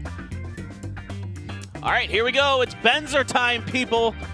Benzer Rydell against Line. What should be a really good 1v1 here, but you know, Line can do it. He's good. He's real good. He can beat Benzer. It's time. 2-1. Yeah, I don't think he's still not too satisfied with that number. He used to have a 4-0 last time. Yeah. He started off with a 4-0. Okay, Line. Well, Expo, he played that. Again? Yeah, he played that 2 times against Rhea, won both times. And then the other time he played Golem and Hog Earthquake against, who was that? Against Kix, against Pedro. But Pedro, you know, he's pretty good. So he lost to Pedro in those 2 games. Still a really good cycle throughout all those 3 matches. Maybe Line's gonna bring out the motor. Who knows? Yeah. It's 1v1 time. Dragon X are leading in set score by grabbing that 2v2. Let's go into set 2 now. I want to see more of the Sparky Goblin Giant from Benzer.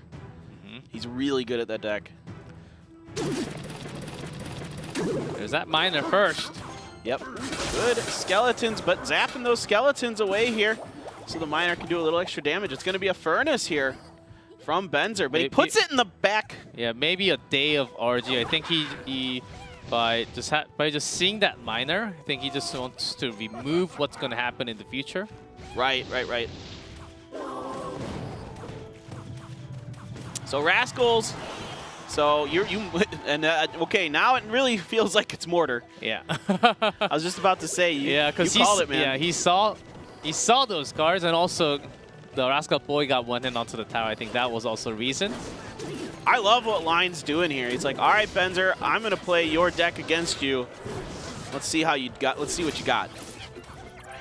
Yep, we'll have a lot of RGs coming down from time to time. Not just from time to time. Has a lot of Rascals attacking onto it. That's really nice to get those Rascal Boy out of the way, because he can do a bit of damage. And then this Baby Dragon's getting a lot of work done as well. Yeah, getting just in time, so it didn't actually do too much damage. But this motor is not the best one that he doesn't. Yeah, he wanted to have in this case. Yeah, and then the Baby Dragon right away being placed. So this is looking not so good. He does get the one mortar shot to connect though. So that's something to hang your hat on there if you're Line. Motorcycle, Baby Dragon is one of the units that you're really scared of. It removes all the spears. Super easy. You just got to have the Rascals, but if you have the Rascals for the Baby Dragon, what do you do against the RG? Right. So you got to really cycle well. You got to be smart about how you do it. Yeah, and a lot of times you're going to probably have to use that mortar defensively. Exactly. You know, it's really you're gonna have to catch a moment when you can nullify an RG push, and then you can switch to trying to do it offensively. Yeah, that Fire Spirit connected to the tower as well. So Lion, instead of waiting, okay, let's go on a full-out attack. This is RG coming onto the left. All right, Benzer's fine with taking some mortar damage here. He's just going to try a push on the left, but quite a bit of units available here for Line. Getting rid of that Baby Dragon as well. So motor onto the right, doing a certain great amount of damage lower than the left side, but the motor after the Fisherman will actually connect. On top of that, Bats plus the miner, so Benzer's got a lot to defend. Yeah, this is really fascinating here. Line doing a really nice job turning this around so far. Got to get those Rascals in there. Of course, the Log's going to catch a few of that Goblin Gang. Line could have placed that Goblin Gang a little further to the right there, and he would have been okay, but now this looks like it's going to be Benzer's going to take it. It's just a spell. Maybe with a big spell finish, I think that's what he's also looking for. Has the rocket in defense, but with 56, yes, that's not a zap, that's a lightning. For the finish, to go up again, to use a motor Benzer? against Benzer, a The player king. that has the highest level of understanding. It's a big challenge, but it can get you off guard. Lion actually had his moment. Yeah. But of course, Benzer, knowing the cycle and how it works, what's coming right after the log, it's really hard. I mean, Lion knew everything about the log. Okay, it's gonna go for the Rascal Girls. Got to place the Spear Goblins onto the side. But still, the RG did at least two or more shots every single time. Yeah, and there was that one time, you're about to see it right here, where the log from Benzer, not this one. Oh yes, that one is the one. And it clips a couple of those goblins from the Goblin Gang. That's actually a big deal, because a lot of that damage needs to come from the regular goblins, not the spears. They hit harder. Those daggers are pointy. Yes, compared to the spear. Yeah, the spears are pointy, but Yeah, it only know. gets a skeleton. yeah. That's about it. Yeah. The goblins, actual goblins, the melee damage goblins, they do a whole lot more. So that was tough. I think I did like Lion's play, because you expect the motor, as you called out, you expect the motor to be placed towards the center, towards one more towards the other side of the lane, so the RG catches onto it. So you buy that much more time to get everything out. You get the Rascals and the Spears. So you get maybe one shot, maybe zero shot onto your own tower. But if you do that, you're really relying on minor-only damage to finish the game. Yep. Against an RG, can you really do that? It's really hard to do for sure. I mean, whenever you're an RG player and you're matched up against an Expo or a Mortar, you're typically feeling pretty good about it, but really good Mortar and Expo players will just kite the heck out of your RG, wait for a moment where you've wasted a lot of elixir trying to get an RG across the bridge, and then once your RG is cleaned up and you've maybe got a set of units coming up behind it, like pretty healthy Rascals or a Goblin Gang or something like that, then you can quick throw down a Mortar, try to catch the RG player off guard, because then they got to do something like cycle the Skeleton and the Fisherman, and then it gets a little weird, and you're trying to get to that RG again really quick, but it's hard. Yeah, and Benzer just dominating with the Baby Dragon at the beginning moment. I think that was really big. Lion didn't really know what to do for the first minute and a half. It is 1-0. Benzer needs to come back to grab a win for that King of the Hill for Chaos Theory. Let's go into game number 2. That was, I would say, brave from Lion to bring that deck. There's a right? Yes, it was brave. I liked the confidence. I really like him trying it. You got to keep Benzer honest. Yeah, he didn't even go on a defense mode. He went on offensive motor position again. Possibly with the miner. He's got to do something different here. Oh, yeah. Yeah. Okay, yeah. Miner Balloon is one. Definitely. With the Ice Golem. P.E.K.K.A. Yeah, also you do have the P.E.K.K.A. You can put in the P.E.K.K.A. in it too. Great idea here, for sure, from Line. P.E.K.K.A.'s very powerful against the Royal Giant. Makes it a lot weirder. Oh, one bat just saving one of the Fire Spirits. Oh my God. too, so that's really great. Look at that bat. Just going to town right now. Yeah, it's connecting, and the P.E.K.K.A. is going to chopping off the furnace, and the balloon just got this first hit. Oh my God, that's tower down. Oh, that just in time there though, saving it from the P.E.K.K.A. hit, but the death damage from the balloon will definitely be enough. But there was a drop anyway. Wow, Line doing a great job here, reading his opponent. Yeah. Creating a perfect counter. Yeah, he's very likely to bring the same deck over again. Okay, I have a pretty good starting hand. Let's show off the miner, have the Mind Trick. There's that pocket RG. Benzer wants to go straight in. Ready with that P.E.K.K.A. once again. Yeah, you can't be doing that actually against the P.E.K.K.A. this way with this deck. You're gonna have to build up some stuff. Well, you're already losing really hard. I think Benzer really wanted to just try something new. Oh, Ice Golem block! Oh, Line! You madman! You absolute madman. And that two was bats crazy. Locked onto it again. Again. Dude, that is a genius Ice Golem. Just unreal. With the miner, it's actually how well you can combine the bats with something else, with the miner or with the Ice Golem. Dude, he's making it work every single time. That doesn't really happen. Line is playing this so well. Oh my gosh. How fun is this? Like, I'm just speechless. I'm like, that was just one of the best plays I've seen in a while. Okay, have a good setup. Gathers one for the P.E.K.K.A. This is what he needs, but it's not enough damage behind this to really, you know, do significant damage to that P.E.K.K.A. because... And after this, even a balloon pocket. Yep. Yeah, you can do pocket balloon here because that furnace is done. Miner, and there it is. Yep. The line really had this picture drawn from 20 seconds ago. Furnace goes down with the bat, so does not even need a second, but goes strat with the King Tower, but still out of time. Benzer does not find game number 2. Line in a surprise mode, having the P.E.K.K.A. Perfect replacement in that ice balloon with the Miner. Nice play. It's been a while since we've seen the P.E.K.K.A. balloon deck. I remember it came out once or twice last season, but this time the perfect opportunity for Line to bring it out and take a game off of Benzer here. And now this could be match point for Dragon X. Woo woo! Pretty crazy of what's happening tonight. Good stuff tonight. I like the adjustments some of these players are making. We're seeing some really smart moves. Yeah. Even having those skeletons in front of the P.E.K.K.A. because you know the Fisherman's going to hook the P.E.K.K.A. and RG's going to connect one more shot or more. Yikes. Great beat from Line. Like, what else do we say from this game? Are we going to see this Ice Golem? Bang! That is so good. Oh, much like the play. Very much like, much love, much Clash Royale. Much Clash Royale. Such, oh, man. Such Ice Golem. Yes. You've got it. Oh man, there's some really good games today. This is so fun. Yeah, Benzer's. After that kind of game, I'll be super frustrated. Oh, he's just got to be. He's just got to be like, ugh. Like, you straight up just lost by playing the same deck. Yep. I mean, and you see that a lot here, where sometimes players just play the same deck twice and win twice. Yeah, that's true. But not as often, though. No, I don't feel like it's, in general, the right thing to do. We see it a little too much, in my opinion. A little too much. Yeah, that's the confidence that Benzer had that lost the game to. I think it's a time that Line brings his special weapon, and I think he's holding on to something else.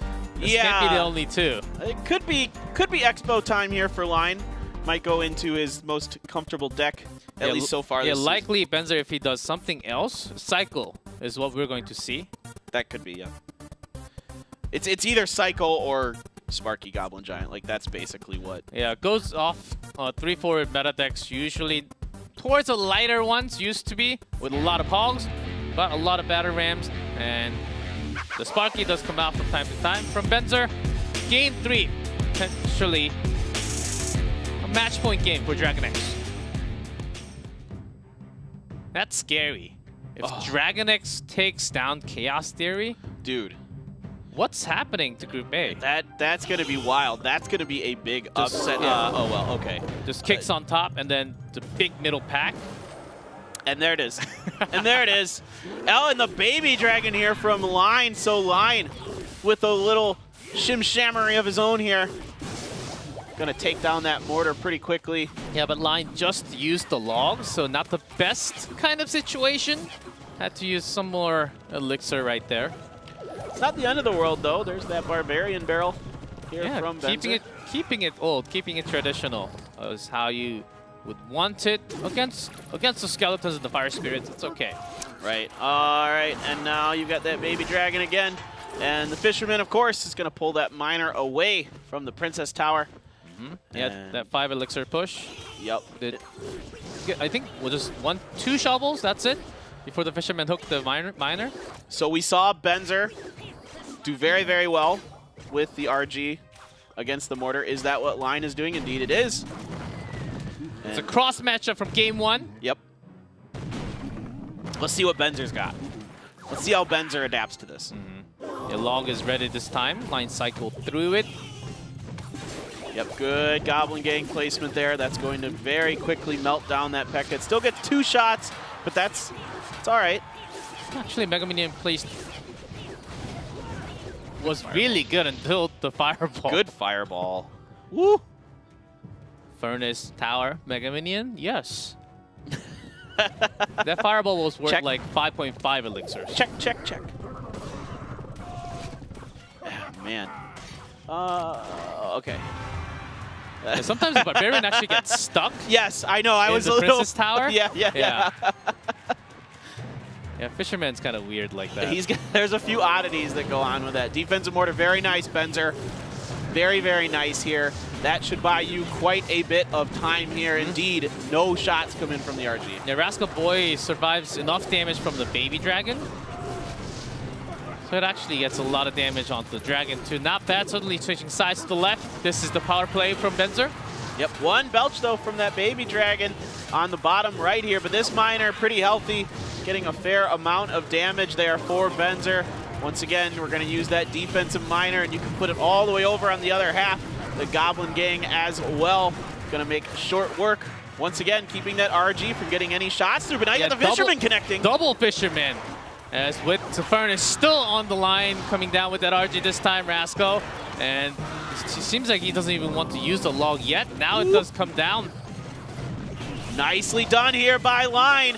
That is another shot for his RG there. It's looking pretty desperate here for Benzer. Benzer can't find a way to cycle into his offense.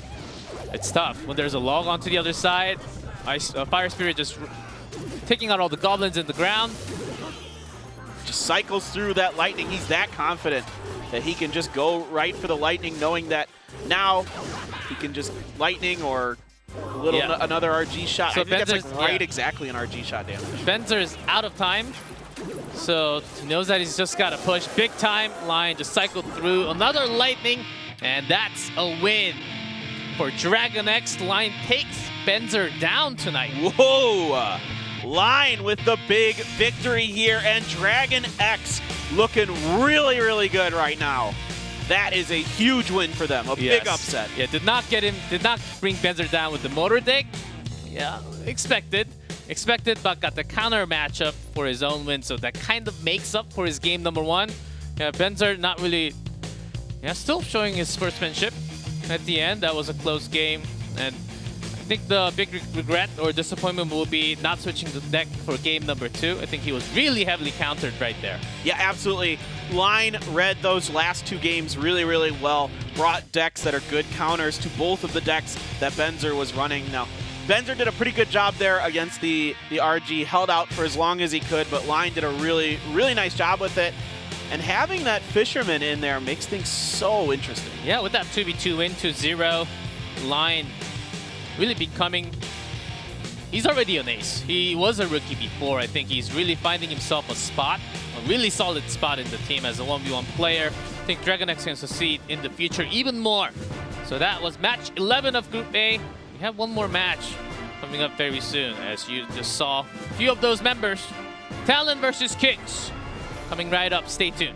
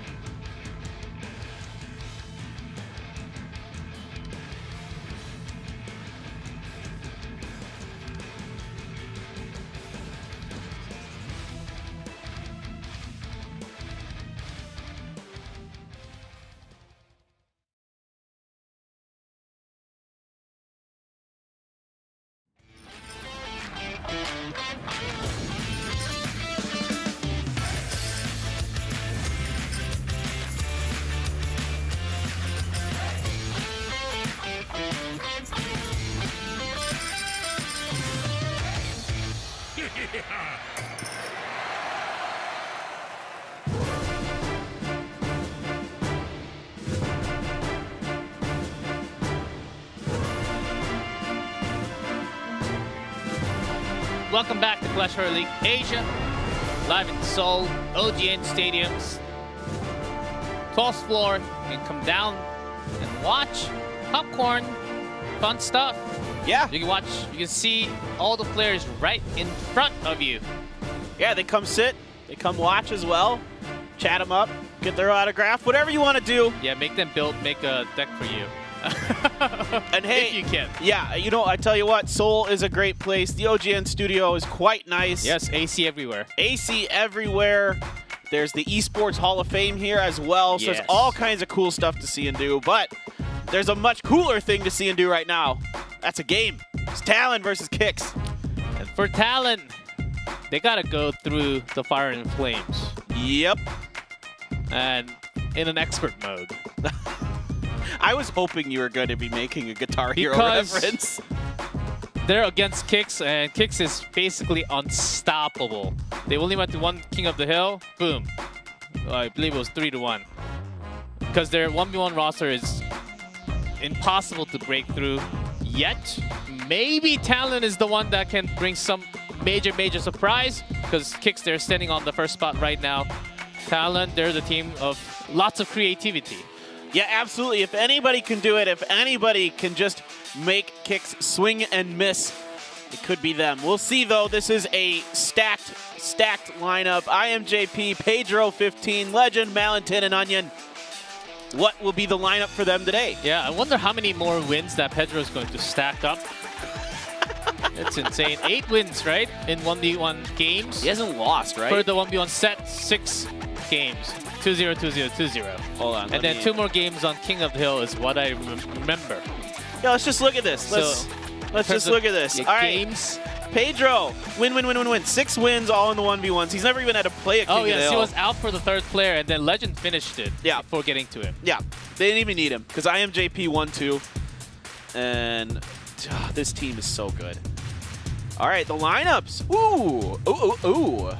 Oh, we get IMJP. That's exciting. In the 1v1 set, that's really cool. Yeah, I was wondering, Pedro came out all the time for 1v1s until now, and I was thinking maybe they'll just keep Pedro until he loses. I mean, that's but they're changing up things this time. Yeah, I think you want to give IMJP some more practice. Just make sure you know he's still comfortable on stage. Get him up there, because he's only played in the King of the Hill before, and quite frankly, Kix isn't going to King of the Hills much. Because they're just beating everybody. Yeah, in a different set of cards. Maybe IMJP is feeling much more confident.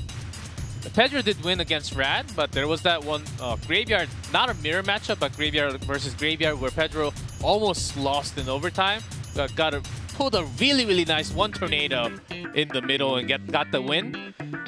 So he wasn't perfect compared to all the other games. So maybe that's the reason why IMJP is here.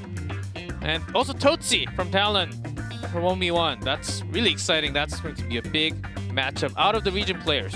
Yeah, really, that's going to be fun again to see Tochi in the 1v1. Can't wait to get to that. But 2v2s are first, and this time it's going to be the Tornado and the Giant Skeleton being banned, so this is going to look a lot more like what we're used to in 2v2s. Yeah, lots of those fat, beefy, lava-flying units in the air. Yep, that's exactly what I was thinking. Lots of miners. Maybe some cycles. I'm thinking some spell bait cycle with the Goblin Barrel. Graveyard Freeze. Yes, there's also that. But without the Giant Skeleton, it might be just a faster cycle Graveyard Freeze. It's just too powerful right now. Yes, so good. It's so hard to deal with. But without that Tornado there, I definitely makes things a little more interesting in 2v2. Definitely kind of broadens what you can really do effectively, because it's so hard to get something into the King Tower. I think we need another card, another ban card for 2v2. Maybe. Yeah, like a 3rd ban card, not like a 4th. Oh, yeah. We'll see. Tornado ban, Giant Skeleton ban for now. First 2v2, Talon versus Kix. All right, here we go. Opa Dylan and Tattoos. Tattoos doesn't have any tattoos. Maybe he does. Yeah. Like, are you sure? You know what? I don't see any. I don't know how you know that. I don't see any. Okay? That's what I'm saying. I'm just Lava. just going on what I could see at this Lava point. already. Yeah, yeah. Lava and the P.E.K.K.A on the other side. So going to be a little bit of a different ground war versus an air war here. And you got to defend the P.E.K.K.A first, so you can't really have a big setup with that lava. There's that graveyard. And a defensive poison and a skeleton army erased with a zap. yeah, really nice zap there.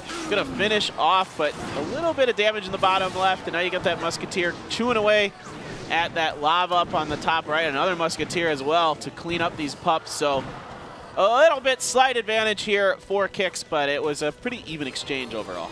And a double graveyard, expecting at least one freeze coming down from Kicks soon enough. This time defended with the Dark Prince, so they're okay. Shield gone. Brawler getting the skeletons, but a little more damage this time onto the bottom right. Yep, and then you got the Musketeers that are going to finish up that Dark Prince before he can go anywhere. So that's that was really nice for Kicks. Yeah, expecting a freeze, a few hundred difference top and bottom, and not a big deal for 2v2, I think. Let's see what Talon's hiding though. It can't just be the lava. There's got to be something else. I haven't a few seen more a miner. yeah. Miner should have come. They had some chances for the miner. That's what I was just going to say. I was Yes. like, Miner? That's what you would think. But yeah, you're right. Normally you kind of see it cycled early. Or Okay, I'm feeling clone right now. With Ah. the double lava. Could be that. Could be that with a Yes, Skarmy as exactly. well. Okay, Kicks, they do have a zap. If they just spend the zap, they should be having similar smell around the air right now. Yep, they're going to be poisoning defensively here, trying to keep all that off. There's a Mega Knight here as well to just tank up a little bit of damage. That was just used. Good push, but good lightning there to eliminate some of those units there, and the pups are just following that Mega Knight around, so limiting the damage a little bit there with that Mega Knight, but Yeah, no miner, no clone. Just Yeah. straight up to lava, Inferno, and big push from the poison. They're relying on a lot of poison lightning damage onto the tower. just tank. There's an Executioner back there now, and we saw how good he is against those Lava Hounds. Graveyard in the bottom left here, quite a bit of damage coming through from that Graveyard, and it's going to be 817 there. Yeah, double Baby Dragon really locked the damage output from the skeletons, also having the Fisherman. It's going to help if it gets the Musketeer like that. Yeah, that's a nice pull, getting that Musketeer there. Then the Inferno Dragon's going to finish off that P.E.K.K.A. Now you got a Baby Dragon coming in here as well. The pups are split. Good zap there to clean all that up, though. So far, still advantage Kicks. That's a beauty with the poison damage. The last tick from the poison damage plus a zap gets all the pups. Offensive freeze gets all the skeleton army. Drops E-Wisp and the log together. Was a little bit of a waste, but it's okay. Yeah, now you can just start cycling spells in if you're Kicks, playing defense here and trying to get your opponent down. You're very, very close. The Graveyard comes right away because that lava is so slow. You have enough time to try to get something in there. That's a lot of damage being done. Yes, indeed. Kicks takes game number 1. With not like a major one big push that does like 700, 900, over 1,000 damage from a Graveyard, even with the freeze. It's mostly spell damage and few units barely connecting onto a few skeleton scratches every single time. And that was their game-winning move because they had doubled the Graveyard. For Talon, I was seriously thinking about clone because on 2v2, you're really looking for a one big push. Yeah, well, you need another win condition in here. Or like a freeze. Yeah, there's got to be another win condition in here. This is, there's just having 2 lavas and a poison, but you're having to use that poison defensively. Yeah, you have the lightning, but a lot of times the only thing you're getting out of that lightning was a Musketeer, so the value isn't that great. Yeah, Skeleton Army is great, but Kicks, when they're ready with like a near perfect zap that gets everything except for one skeleton all the time, and a freeze that removes all the skeleton too. Yep. Yeah, Skeleton Army not really doing its job, what it's supposed to do for your own deck. A defensive side, really trying to lack like all this one single target unit like the P.E.K.K.A, Mini P.E.K.K.A, Musketeer, all sorts like that, or against the skeletons when you have that many, against the Graveyard coming out. Yep. Really not really having its not really doing its job. Its purpose was there, but the work was not really close to it. Man, Skarmy's so hard to get going because there's just so many spells. Yeah. And it dies to basically every single spell. Literally everything. Yeah. So game 2. A tick from Earthquake is the only thing that doesn't kill us. Yeah, but the second tick kills it. Yes. Yeah, because Earthquake does 61 or 63, and Skeleton 67. Yeah, it survives with 1-digit HP anyhow. Okay, things looking a little bit different here for both sides. We've got a Royal Ghost here from Kix. That's pretty interesting there. They're dropping E-Wiz here against a Royal Ghost. That's not ideal. Flying Machine and a E-Wiz from Kix. This time, they're still doing a decent job. Instead of a Musketeer, it's another air unit. That's going to serve its purpose, doing a little bit more damage with the Poison Fisherman, the pups. Ooh, that's a nice push here for Talon. All right, here come the Royal Hawks. We haven't seen these in a while, but there is an Inferno Tower available for Talon, so that's going to make short work of these Hogs. They get one hit in, but that is it. Inferno's great. One of the best cards you can have. Yeah. 3 Musketeers. The other side basically eliminated with that lightning. Also did the damage, but you want to put in more damage onto the left. All right, big push coming through here. Do we have an Inferno in cycle? Skarmy once again. Snowball as well, but there were no follow-up spells here for Kix. Yeah, Kix, no spells used at all yet. That's a little bit surprising. Oh, that is true. Are they just keeping a freeze or like a double freeze? Double heal? Whoa. Something weird like that. It actually could be heal. Yeah, because we do see it from time to time with the Royal Hogs. And with the 3 Musketeers, it makes a lot of sense. And Pekka, I guess, kind of as well. I guess we'll throw him in there. Yes, Pekka can get some healing. Yeah. Royal Ghost, too. So with the Flying Machine, once again, onto the right this time, though. All right, there is the Dark Prince there, but now we've got the Skarmy on top of that Miner as well. So a little bit of damage done from that push on the right. In the meantime, there is a pretty healthy Lava Hound up on the top left. There's poison to get rid of those bats. Exactly. All the bats gone with pups. When it connects some damage, that tower should be gone unless there's this big spell coming down. So Kix really saving up for something we don't know yet. Yeah, okay, that lightning only going to get one of those musks there. So now we're just trying to break through. The Inferno Tower is here. Another Skarmy comes in to clean up that Musketeer. Good placement with that Dark Prince there to distract the Miner. You get a little bit of damage there. Now what is there another big spell on the back end of this for Kix? So yes, there's a Fireball here. So they're going to be able to take this tower down, but they're still behind in overall tower health. Yeah, not with just a Snowball. They need one more. Whoa! Do they have a Zap? No, they don't. What? That had to be something like a Zap because it was 65, not 56. Maybe... Was there a miscommunication Maybe they have misseen the numbers because it was 65, not 56. It was the other way. Oh. Maybe. Maybe they had one of those... yeah, if you're really like dyslexic really in the game, sometimes you can make that kind of mistake. Yeah, something weird happened there at the end because there should have been a spell available even if they were forced to use the poison at the very least. I mean, it's not ideal, but...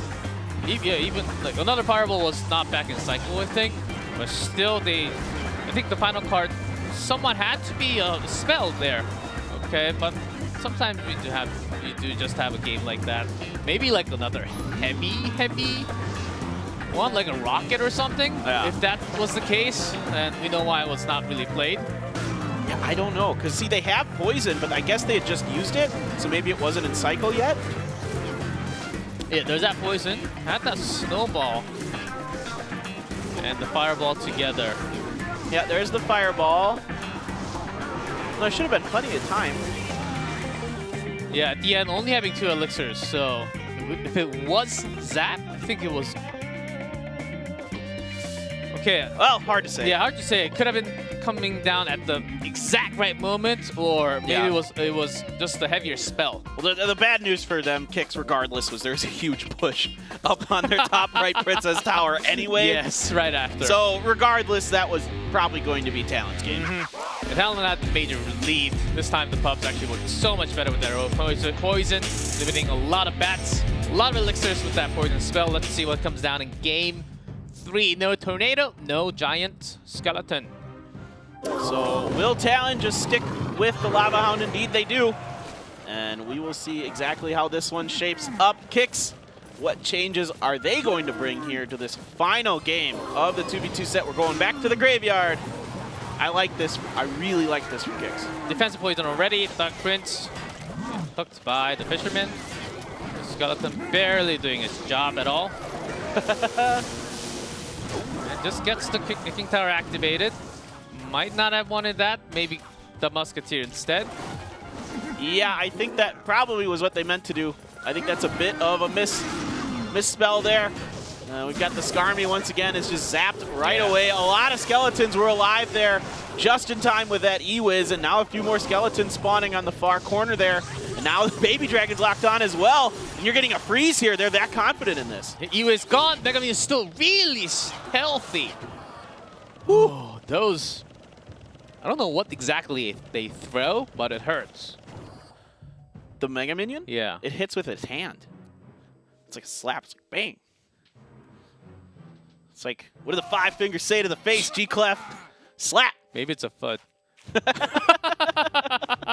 You? You're all in on it. I'm not even going to touch this one. All right, let's see. Setting up for a couple more pushes here. You never know. It's a thing in the air. That's true. Yeah, Dark Prince always been pulled by. And this time, Kicks, they do have a zap against the Skarmy. Not going to use it this time because they feel okay with that Mega Knight. Yeah. Hello. All right, are they gonna, doesn't look like they're gonna try a graveyard this time around. That Mega Knight's still alive. Man, he's tanky. Yeah. We set that Infernal Dragon with the zap, so Kicks, they bought some more time for the Musketeer to survive. Yep. Executioner dropped in early. Yep, now you can snowball lightning it to get rid of that Executioner. A lightning alone is not enough to actually take down an Executioner. Needs another sliver of damage. It just barely survives it. So, good one. Yeah, good defense from Kicks, taking some more damage from the lightning, but this is what matters. Down to 300, less than that. They don't even care about the Skarmy anymore. They know that they can just save that elixir because that Skarmy is going to get taken out by whatever units they place behind all of this. And now you got the Mega Knight here as well. And there is that Executioner. This time it's going to be the poison coming through. Yeah, getting a lot of units chipped in damage, but 10 seconds left. Talon, they need more than that right now with that lock poison. The bottom right is finished. And the time's up. Kicks takes game number 3. The winning card, I'll call it game 2. They did not have a zap. That's why the Skeleton Army was never being removed in game 2. Game 1 and 3, they did. So, yeah, zap was the key card against the Skeleton Army every single time. It's hard. You just wanted to surround all the units. But when there's a zap, it's just gone. Do you really want to split left and right to make it weaker? Yeah, I think that was a tough choice for Talon to do all the time. And then even you have zap against that Inferno Dragon as well. If they have the Inferno Tower, which they brought in game number 2, you know, then you have a lot more options available to utilize that spell. So yeah, you could even see them at the end. They just stopped zapping the Skarmy because they didn't need to. Yeah, because they had an extra zap from the Mega Knight drop. Right. So they had more options to take care of those small, many small units. So Kicks bringing the winning condition for themselves by changing few cards. Yeah, really like the adaptation from moving on from game 2, losing it, and then taking the game 3. Well, let's see what happens here.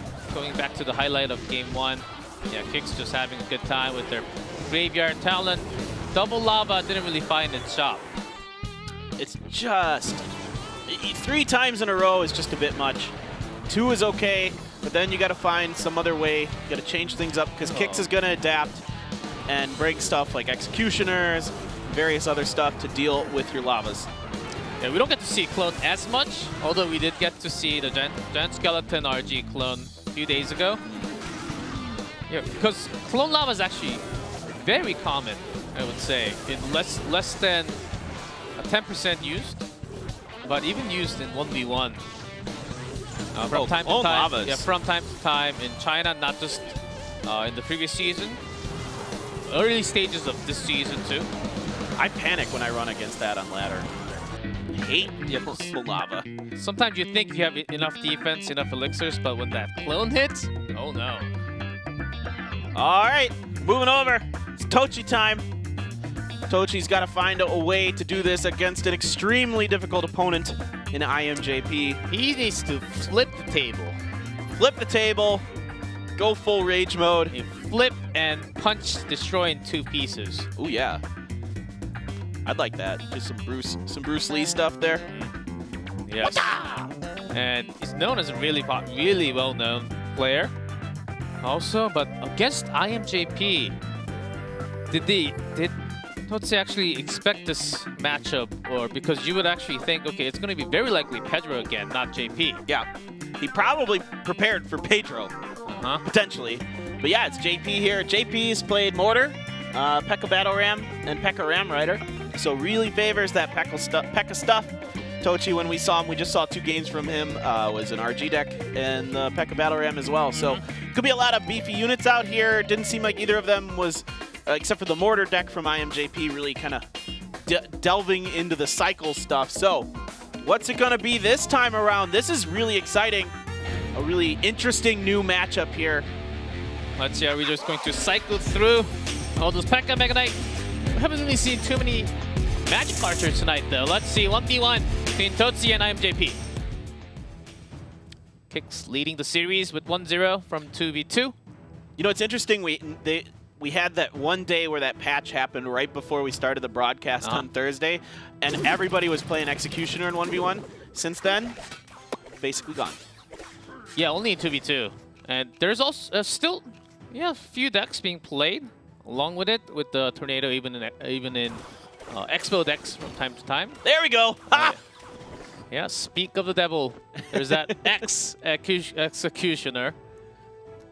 All right, hold up. Just a little bit of a glitch here. Oh, there we go. There was a mini P.E.K.K.A. down there. There's that giant skeleton as well here. So, that Executioner's going to get an attack into the tower there. Oh, nice. We're in a slow-mo now. But Archer can still actually be an Expo deck from JP, even with the Miner. It's not as common. But we see, this is a different variance of it with the Miner, but did see it from China just yesterday. Yeah, Totsi ready with that giant skeleton. Just going to pop that with the guards. Yeah, it's going to be really fascinating to see what exactly JP does bring on the back end of it. We're going to use a poison there to help, but that axe does so much damage. The Musketeer doesn't even get a shot onto the tower. Good minoring there. Gives him a little extra chip damage. Yes, with Miner and mini P.E.K.K.A. Don't really expect this to be the graveyard. Don't see the Dark Prince, don't see the Ice Golem from IMJP. So still a few more, but Totsi is the one that has a poison. So think about the options of having a few more skeletons popping out. Yeah, definitely poison makes you lean towards graveyard when that is the spell that you see early on. But, you know, for IMJP, he's got a lot of really good answers for a graveyard built into this. And JP, yes, RG is the one that pairs up a lot more with the Miner. With that Executioner, it's something else. With the mini P.E.K.K.A., it's something else from JP. But RG, second shot. And the third one. Probably a Tornado would be my guess on the back end of this. Oh, nope, Fisherman. Does have everything together and an offensive poison. Had to use a zap. And a few more skeletons popping out here and there. Let's see the end damage. About 5 more hundred after that. All right, so that's a pretty nice push here for Tochi. He's getting some decent damage done. Now he's going to get that giant skeleton at the bridge again with the Fisherman and the Baby Dragon coming through here. That's going to pull the Executioner into all this. That doesn't really make too big of a difference, actually. Yeah. It basically hit the same units it would have anyway. Executioner was supposed to hit at least 2 or more at a time, but JP's not really having the best time with Fisherman dragging onto it. Had to use a few more elixirs for the defenses now. And the poison always ticking down with a few more skeletons. Totsi finding a nice cycle for himself. All right, we're going to split push with the RG on the right. And there are 2 Fishermen yeah, just pulling guards. each other at the river. Because just guards actually defends the RG pretty well enough. You do take a few shots, but if you can do better and when you're leading the game like this and can have the graveyard all the time, let's see. Princess Tower not locked onto the giant skeleton yet. All right, in comes a snowball here. This is getting pretty heavy damage up in the top left here for IMJP. He's going to keep the giant skeleton off. The poison is going to chip this down very close to death. So predicting the Royal Giant with those guards, really nicely done by Tochi. Yeah, that was the only option anyhow. He's got to go through the cycle for that last snowball. And that's a game. Good, good, good, good, good. Well done by Tochi here. Yeah, solid play. The key card from Tochi here was the guards. When you have that many single target units and also the mini P.E.K.K.A, guards also doing really well against the RG all the time. Yeah, when you have guards to go against so many different units, yeah, it made it really hard for IMJP to select the cycle. Okay, I have a lot of one units. I have the miner, but not really having the chance to even use the miner that many times. Right. There just wasn't many opportunities available for him to use it. Yeah, because you're supposed to have at least like one archer or like skeletons or maybe even executioner along with the RG crossing the bridge plus the miner for you to actually do the damage. Yeah, didn't really get a chance to have anything cross the bridge. Tochi with some really good timings as well on those graveyards. A lot of times when JP didn't have great answers available, you know, because the executioner is not bad. You could drop the fisherman back there and he'll kind of deal with it. That mini P.E.K.K.A is really good at cleaning up. Yeah, because JP had archers, but archers as well. Yeah, Tochi had poison, so poison takes out archers, does more damage to tower, and eventually the archers go down pretty quickly. And the last bit of skeletons or the early skeletons will actually connect. So JP didn't really drop archers too many times against this graveyard. I think that was actually okay. But if you don't, there's that trade-off when you don't have too many small units to go against so many skeletons. Right. And you got to be really careful with the archer placement because of the poison. You don't want them getting caught in that. So it's kind of like a cat and mouse game going on there. You know, where Tochi's waiting until those specific units come down to play the poison so he gets maximum value out of it. Yeah, I think what IMGP brought is actually the one that counters the RG with Furnace that we saw so many times today. His own version of RG that beats the regular RG that we see so many times in the meta. Right, and we saw Tochi play that, so he was probably trying to go against that. That makes a lot of sense. Well, that's one game here. Big win here for Talon to keep themselves alive. And now JP is going to have to win 2 in a row to end this for kicks, or else we get to go into that King of the Hill, which is going to be really exciting if we get to it. Yeah, let's see the matchup for game number 2. They got their time to change the deck. What's it going to be? 1-0 up for Talon for set 2.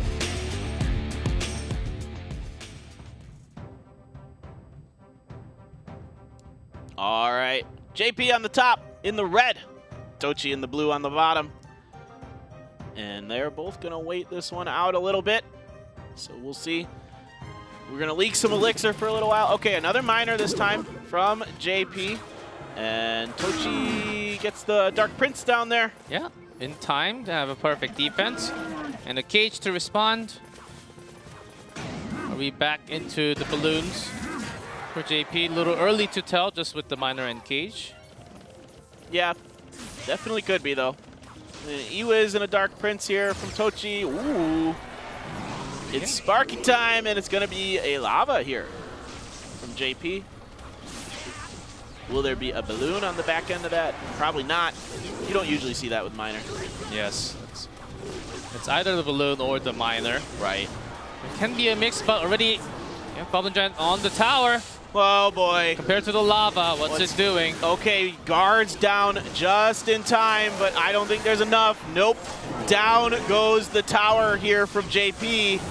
That is a very healthy Sparky still with a lot of other stuff around it. That Goblin Cage, not going to be enough. Yeah, even had to use a Zap and the Miner, so think about the Elixir that JP had to use against the Sparky. Still takes over 2,000 damage onto the King Tower. Yeah, that Sparky doing some work. If you leave her alone, she will absolutely wreck your day. And the whole key with Sparky against a lava is to keep the lava like off the board, because there isn't much that can really defend against it, essentially. There's a lot that can kill it, so you do have to keep the air units busy, which is why you put the tankier units in front of it, and then you wait. And guards are good. Fireball's nice as well, much better that time. But it's so interesting. It can be really difficult to deal with the Sparky deck. But JP's got to create his own game here. Still 900 more to go.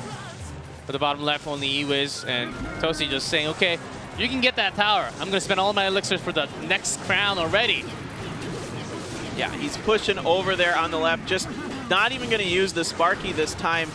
And I think that's pretty wise here. Here comes a Fireball to clean up that E-Wizard.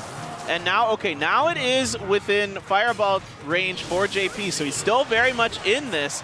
Ooh, that Brawler's going to get a hit too. Not bad, but does he cycle just in time? Along with that Miner, is just going to let through. Builds a pretty big one without the Sparky this time, though.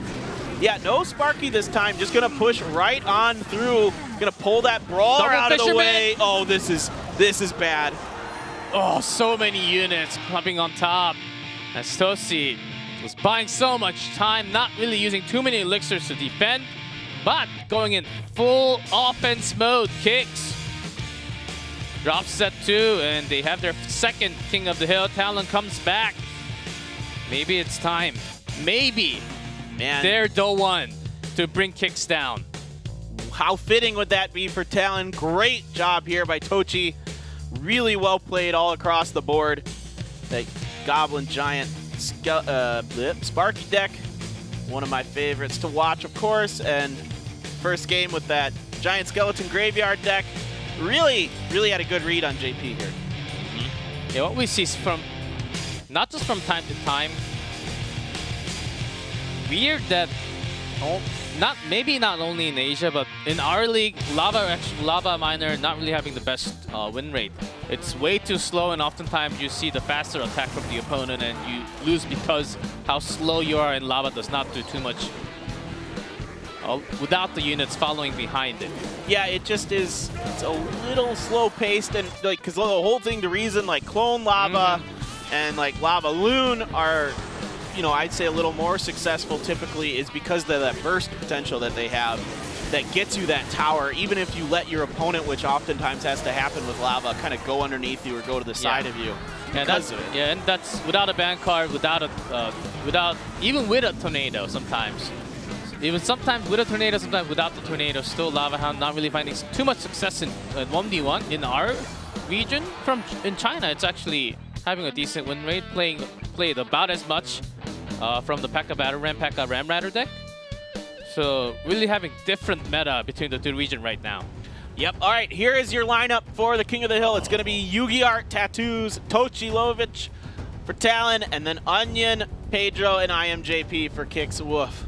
So Onion this time instead of Legend, but still their roster is pretty scary. Yugi Art up here for Talon. I think he's got to make things work, and Tattoos. Let's see what he brings, because he was focusing a lot on 2v2. This is a matchup that I can't really tell. I do have to say it does favor Kicks, just because of what they have done in history within the last 3 weeks. But Talon seems like they can make something happen today. Yeah, I mean, Tochi looks really strong today, looks really well prepared. Yugi, I don't feel like you can hold him down. I think he's got some tricks up his sleeve, potentially. So definitely, like we were saying, if anybody's going to do it, it could be Talon, man. Yeah, it was also the Talon bringing down Chaos Theory last season. Yes. Yeah, having some really great matches. Yes. Oh, I'll never forget those SB games against Benzer. Those were so good. Yes. We'll remember it forever. Forever. Ever and ever. It's forever etched. And also Yugi bringing some really... Until the second or third Sparky, he actually had 100% win rate. Yeah.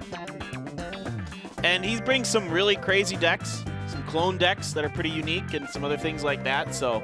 Yeah, and this is the Sparky we're talking about when Sparky was not in the meta. Right. Like when the giant Goblin Giant was not in the meta yet. Right. The only kind of like Sparky deck that was even inching towards the meta at that point was the Giant version. And even that wasn't really there. Or like, if you're favorite, then the Royal Giant version. Yes. With the Sparky. It's getting better and better. I'm figuring it out. Someday. Let's see. We'll see another version of it. We did see that one version of it from China that one time. Yes, and also But it had a lot of, like, Sparky goblins too. and Yeah, stuff. Giant Sparky does come out from time to time too. Well, enough talk about mysterious decks. King of the Hill starts now, first game. The battle starts with the emotes. Yugi's always doing the emotes. No response from Onion. Uh-oh. Uh-oh. What's going on? Onion's taking it seriously. And Yugi, you can see he tightens up right away. He's like, oh, all right. All right, no fooling around here. Okay, Onion wants to put a Dark Prince down. It's going to be a Prince here from Yu-Gi-Oh! We haven't seen this guy. I mean, Prince is one more elixir. He's got to win, right? And also placed a little bit later. So the Princess Tower helping him. Yeah, he does win with the Princess Tower helping is the bigger issue. Golem! There. Ooh, Golem with the Prince, so here we go. After the Baby Dragon, yeah, just brings that down. And the snare's going to slow down the Golem, so the charge 100%. Oh, man. It gets the King Tower activated with the drag, but still that was 1,000 damage to the Princess Tower already. Yeah, pretty significant, but, you know, if he can, what is he going to put behind this Golem, and then what is going to be Onion's response? It's going to be a Baby Dragon here, and what does Onion want to do about this? Oh, he's got a Fisherman of his own. And the Golem goes into the King Tower, even the death damage not really connected. The Baby Dragon still connecting so many shots, and gets his own Baby Dragon to trade the damage. Well, it's actually turned out here pretty even so far. So it's this case of matchup, it's pretty even. But unless Yugi finds a hole with the Prince itself with the charge, which is really, really rare, Onion's going to have his own charge. The King Tower is activated, but we're really worried about the charge damage. That's about it. So down to the both fishermen. What they pull, when they pull, that's about it. Whoop. Okay. there's that fish slap noise that you and Simon love so much. It's so good. This is really P.E.K.K.A, of course, going to be here, the choice for Onion with the Ram Rider. Yeah, this deck used, including the Batter Ram, instead of the Ram Rider, used about 28% of all 1v1 games. So a lot of games with this deck from China. Crazy good.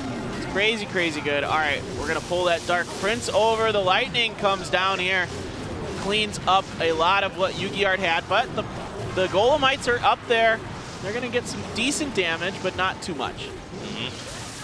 So how do you eliminate Fisherman's Hook from your winning condition, which is your Ram Rider or the Golem?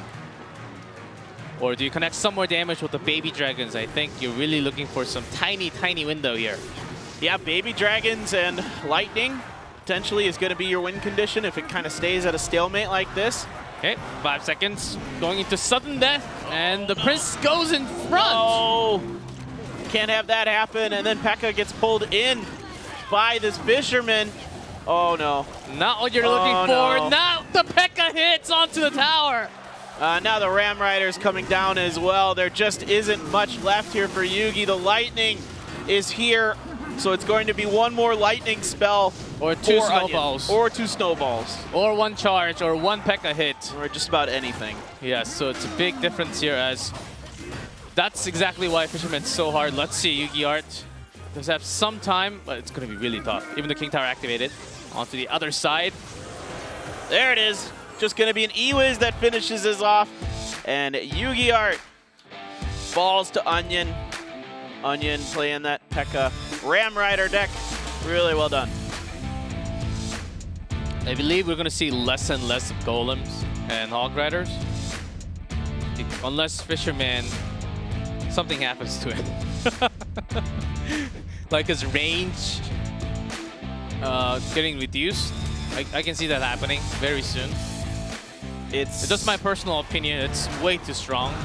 Yeah, it was. They made it too strong here. Right now, it is just. If you can't use certain cards in the game, like at all, because everybody's doing something, and this is kind of why we had to nerf Inferno Tower. And yeah, but you got to go through the cycle for the second Fisherman. But the mind games in the middle, how you basically waste a hook from your opponent's fisherman, you basically bring the game like that. But having a golem, it's a really slow setup, which lets your opponent have an easier setup of fisherman and plus everything else against you. Right. So that's why I think golem's going to be not really finding its place in the meta too many times. Right. Yeah, I mean, you just saw it there. Yeah, it got pulled into the king tower.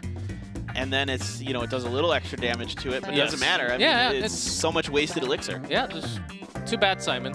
Well, moving to tattoos. Yeah, only played 2v2. He's listening. He's always watching the game. A passionate caster. Does not miss a single game. Single word we say. That's true. Let's see. Tattoos just saw what Onion did. Does he bring his own? I think a cage is also really big defense, but oftentimes it's either the cage or the fisherman. You don't really put both together. Yeah, sometimes, but not usually. Yeah, usually from the decks, the old meta decks we had from a month ago or the before patch, we just replace fisherman with the cage. We have a lot of decks like that. Yeah, exactly. They serve a similar purpose. Let's do this. It is the game number 2 of the King of the Hill. Onion versus Tattoos. First time we get to see Tattoos on a 1v1. So this is pretty exciting here. But Onion, man, remember when there was this time where this guy was just destroying everyone in King of the Hill last season? He is good. And the Mega Minion only from the dash takes a decent hit. Dash and one more hit. Dash and a club. So I believe 480. All right, it's going to be the Royal Hogs here for Onion this time. Tattoos drops that E-Wiz in defense. Okay, Tattoos does not have a lull, but with the Barb Barrel, not that bad for his own to go against the Royal Hogs. Yeah, because he had cycled the Barb Barrel early there. What is he thinking? With the Furnace RG, the old RG is what we're thinking? Yeah. Definitely looks like that. And there's that Magic Archer from Onion here with that Mega Knight. It's going to be similar to that deck we saw earlier today. And yes, just dropping that Lumberjack for the Rage, plus connecting all the Fire Spirits. Tattoos really working everything out here. Yeah, that was really well done by Tattoos. That defense was really, really good. Yeah, just took some more damage because of the Bandit. The starting hand, just bad luck there. But expecting on RG, certainly. Yeah, with the Lightning from Tattoos, those 2 cards left. You never know, though. Yeah, We've seen some like P.E.K.K.A. or Mega Knight just popping out randomly. Right. There's a few other weird things that can happen. If it's a P.E.K.K.A., I think Tattoos should be smiling already, because you're against the Mega Knight. Yeah, and there was a time when the Golem would occasionally be matched up with this as well, but that's pretty far out of favor, so I don't really expect that. Are we missing anything else? I think that's about it, right? Nah. Those are the only real options, I believe. Maybe yeah, that's all I can really... Unless it's something really unorthodox. Like giant skeleton or something. All right, Baby Dragon going to defend against this Fisherman. The Mega Minions are going to trade blows there. It is indeed the Royal Giant. The Mega Knight's coming in here. Man, that Royal Giant just got chewed apart. Was down to half HP the moment it was spawned. Well, comes in attack, brings in the Lumberjack, but the tower survives. Yeah, not real big damage. Seems like the Baby Dragon does not with the Royal Hogs connecting to it. Oh, good timing. Some good Fire Spirit timing in the Furnace placement as well. Not much damage coming down there because of it. Now Onion he's getting put on the back foot a little bit now here. Let's see if he can get it through, because this Lightning gets so much value there. Getting the Archer and the E-Wiz, that is a nice Lightning. Yeah, Onion just called out for a Lightning. Okay, just use it right here, because I want to have a big push with the Mega Knight, with the Fisherman, the Bandit going all the way in together. All right, but you've got an E-Wiz in here now. All right, we're going to follow it up with these Royal Hogs. Just going to spam this bridge. The dash is coming through from the Bandit. Ooh, that was a little bit painful. Bandit barely had 2 HP left. Couldn't even see the HP bar exactly. We knew it was still, it had something because the bar was still there, but there wasn't any pixels inside of that bar. Yeah, because when you're dashing, you're invincible. You go through the spells too. Yeah, Magic Archer not really finding his place too much, not really getting that pierce shot that you're looking for. Yeah, there's just not much available for him to really kind of be utilized against. Really impressed how Tattoos is keeping his fire spirits along with the units. Yeah, Furnace staying for a long time. Look at the Lumberjack. A third hit! That's a lightning plus any kind of damage. That's ridiculous. Really nice. Onion's gonna finish the game right now, very soon. There's a second Furnace. Wow, great Furnaces, and the bar barrel here keeps him from critical damage. Wow. Looks pretty good for Tattoos now. Just needs some kind of damage here. He's going to have an E-Wiz of his own, though, so far to protect it. Yeah, but because the Furnace was onto the right, he's going to have to sort of defend this, but he just want to go all in. He just wants to gather up for a next lightning and one more hit from RG. Oh, man, the Fisherman was too late. It didn't pull the RG. He had another unit on the right. Whoa. Got confused there. Yeah, Onion was trying to time it perfectly because he knew that RG was coming down anytime soon. But there was no other option because if you don't pull it far enough, it still connects to the tower. That's why it was basically at the moment impossible unless Onion had a few more elixirs. Yep. That's nicely done here by Tattoos, bringing the old school RG deck. That Lumberjack so useful in this situation. It does a great job against the Mega Knight. And then that Rage is so valuable, of course, that it drops. So, but really, it's so good against the Mega Knight. That's really where it's shining there. It's, you know, that 4 elixir versus the 7 for the Mega. And you're getting a lot of damage. And then it gets through that one time and gets 3 big chops. Yeah, that was a big move. Just having, okay, lightning, some more damage, and Lumberjack connects. It's still pretty strong of a DPS. So it's going to be okay. So Tattoos, how he wrote this deck, and with the bar barrel, we're in the meta, you don't really have to keep the bar barrel anymore. Actually helped so much. Defending against all the dashes from the Bandit was actually really, really big. Taking care of the low HP of the Magic Archer. Yeah, decent. Yeah, really well done there. Really well designed by Tattoos. Now he's got to go up against this guy, though. This guy hasn't dropped a game. Dun, dun, dun. Now he goes into the King of the Hill against Tattoos, who just beat Onion. Now, Onion did win the first game against Yugi Art, so big, important game here for Tattoos. If he can win this, then it's going to give Talon a really nice shot. So we just saw a traditional Furnace Lightning RG. And then what do you think? What did you just go against it?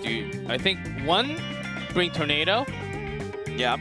2, something to take care of the RG. Yeah, a Lumberjack is fine, or a Mini P.E.K.K.A. or regular P.E.K.K.A. If you have a Tornado with it. The guard's still okay. If you have a Tornado, you can just control with it, or Ice Wizard. We've seen Expo beat it. Let's see what Pedro's going to bring this time. He does swap out so many times. Game number 3 between Talon and Kicks.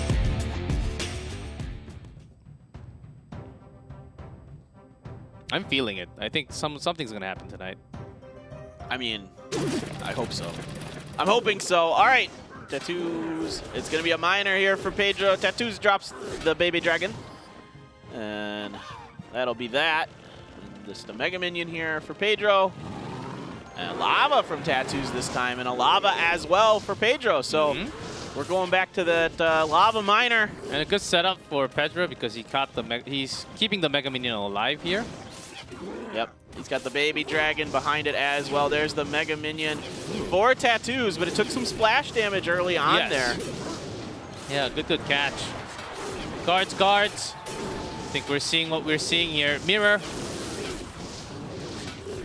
All right, it's just going to be who can outplay who with this one. Top damage is a lot. It's locked onto the Miner, the Pups. Oh, boy. Tattoos, he didn't even have to use the Zap there. Wow. Really well done by Tattoos here. That is so good. I mean, this is crazy here. This is the power of Lava Miner, which didn't really find too much success. But going back with the guards, yeah, both players really feeling it, and Pedro, if he finds one hole, he's also going to be okay. Yeah, we've seen Pedro turn it around Mm-hmm. when he's been on the back foot before, so he is very, very capable of doing that for sure. Yeah, he's got to create some really... Pedro's got to create some really excellent fireball moments. Yes. All right, the guards are going to come in to try to help deal with this brawler here. They do end up taking him out. Now we get the baby dragon. Here comes the miner for Pedro, but I think that miner was just a touch late. Yeah, as long as you're taking care of the pups, you're not really worried about the miner. It only does a couple hundred. The pups are the ones really scary. They're locked onto the tower. Oh, it is lightning from Tattoos. Lightning, wow. Yeah, usually it's the fireball there, but nope, we're going with the lightning here. There's the fireball from Pedro. Not the best one you're looking for, only got the shields. Okay, trying to connect a few more shots with the baby dragon, forces out another baby dragon, and the miner defense does not connect perfectly. 600, one more to go for Pedro. It's just going to be so hard here for Pedro. You can't drop a lava. It's hard. No, there's not enough time. Yes, plus the goblin cage. Yeah, there's a cage, which is going to buy some time. Okay, 2 more fireballs, but 13 seconds, so Pedro doesn't out of time. Where's the miner? He's got to get the miner on the back end of it. Here it comes. There is a great miner placed by Tattoos as well. Nicely done there at the end, a clutch miner. Pedro drops a game, and it's King of the Hill, so he's gone. Wowzers. Bowsers. Bowsers. The Bowser of Clash Royale League Asia so far this season gets taken down. Yes. But our princess is in another castle, G-Clef. I know. Locked onto both towers on left and right all the time. Well, this is quite the performance here from Tattoos. Just bringing pretty standard kind of old school meta decks and just getting it done. Yeah, we the lightning. Also had an extra spice at the end. I like that, like the different spell usage. You had the fireball coming down, but it was a little bit too late. It was really out of time before everything really broke apart. Yeah, I wanted to see that replay where, yeah, Tattoos actually when Tattoos brought the tower down, because that offense, the defense, and the top and bottom didn't really get to catch 100% of that. But okay, 2-0 for Tattoos. The last one off for Kicks. Never happened before in the season. All right, here we go. I am JP, the last hope here for Kicks to keep their undefeated record alive. Can he do it? I don't know. He's really good. He's won 2 in a row before in King of the Hill, so definitely capable of doing it. But man, oh man, Tattoos looks so consistent. No real missteps by him. Very good defense. He had great timing on that miner, on that first push to get the tower. He's playing great. JP though, you know, obviously he was a very highly touted player coming into this. So this is a big moment. There's a lot of expectations riding on him from the Kicks team. Yeah, even Coach Diego there, thinking about the last set of words he's got to choose to help the player out, but soon out of time. Time to get ready for Game 4. Might be the last one for Kicks. Helen about to have a 3-1, and Tattoos having a 3-0 streak by himself in King of the Hill, and against Kicks. Might be able to do it. Let's go to Game 4. All right, this is it. Could be it. If he does it. Oh man, if he sweeps this, I mean, and he's getting out of 2v2 for sure. you're taking him out. You're taking him out for a nice dinner after this. Get some good KBBQ, man. Oh yes, great seafood too. Oh, it's good seafood too. Yeah. All the food in Korea is really good. Yeah. So chop some fishermen and just bring it to the table. How many fish does he have? Just the one? Yeah, I think he just slaps with it. Just slaps with it. Yeah. What is that fish made out of?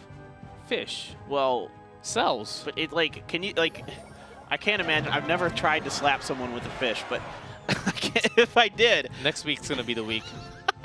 I'm bringing one to the studio. I'm gonna smack whoever's with me in the face. Good luck ending. Tattoos, RG. So far with the Mega Minion, I think we're seeing... No! With the P.E.K.K.A. Expected, the unexpected, but that's the guards just ready to go. So RG only getting one hit, so this is a big push coming down from JP now. Oh, there's not much elixir left here. The Ice Spirit does survive. Wow. That Ice Spirit MVP. MVP. Yeah, we were just... We're just talking about these kind of decks. Not just this one. Yeah, but the variants. And we actually get to see a lot of these tattoos. What a player. Yeah, we were just talking about this kind of stuff at the break where you have the RG and like a Mega Knight or a P.E.K.K.A. or something else heavy with it. And then you get these really light things. The E-Wiz rounds out Tattoo's composition here. Love what we're seeing from Tattoos, but now he has got a lot to deal with because he does not have much anti-air. Yeah, just had to drop the P.E.K.K.A. to basically take all the shots away. Now the Miner ready to get that E-Wiz down, but the Log is going to help that E-Wiz survive just for a longer time. P.E.K.K.A. no way getting through those guards. That's going to be the main problem for Tattoos. So guards, perfect against the P.E.K.K.A., perfect against the RG. If he's using the Log against the Miner, you're not going to find the best time.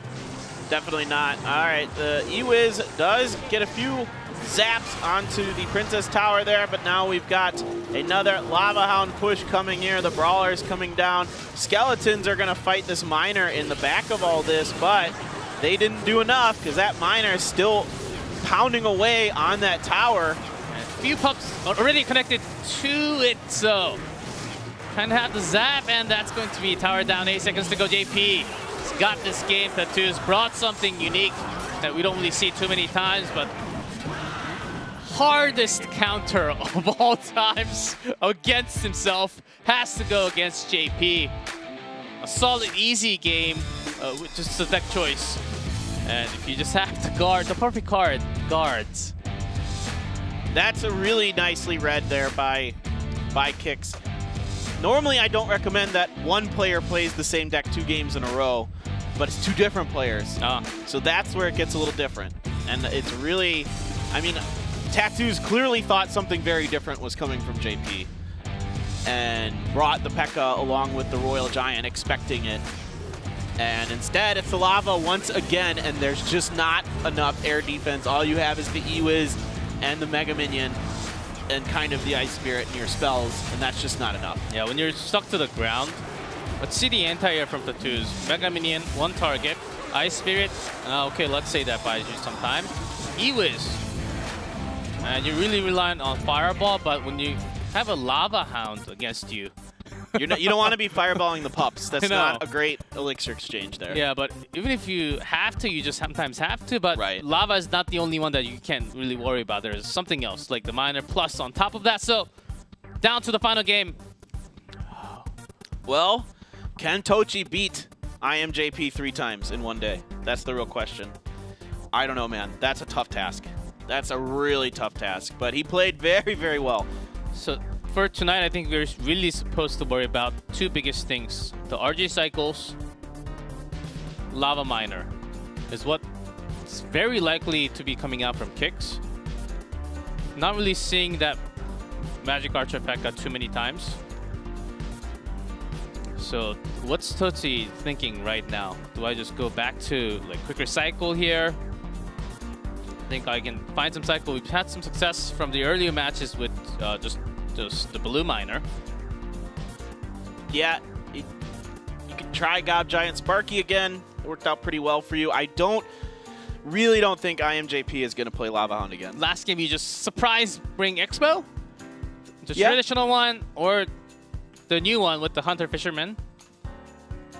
It's really down to the wire here, as the final calls might just make you take some match favor here.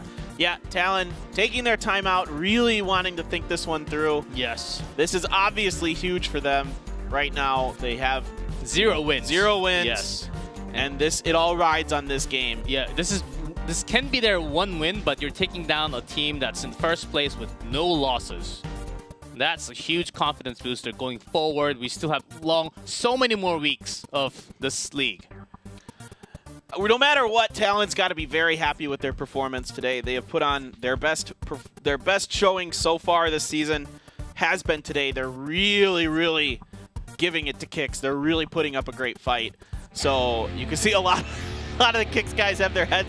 Not the Kicks guys, the Talon guys have their heads on their desk. They're nervous. I understand. It's on to the final game. Game number 5.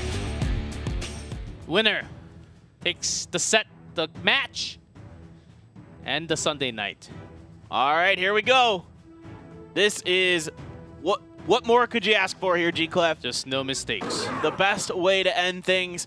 The battle ram here from JP. Okay, go back to the meta. Go back to the cycle, the comfortable one.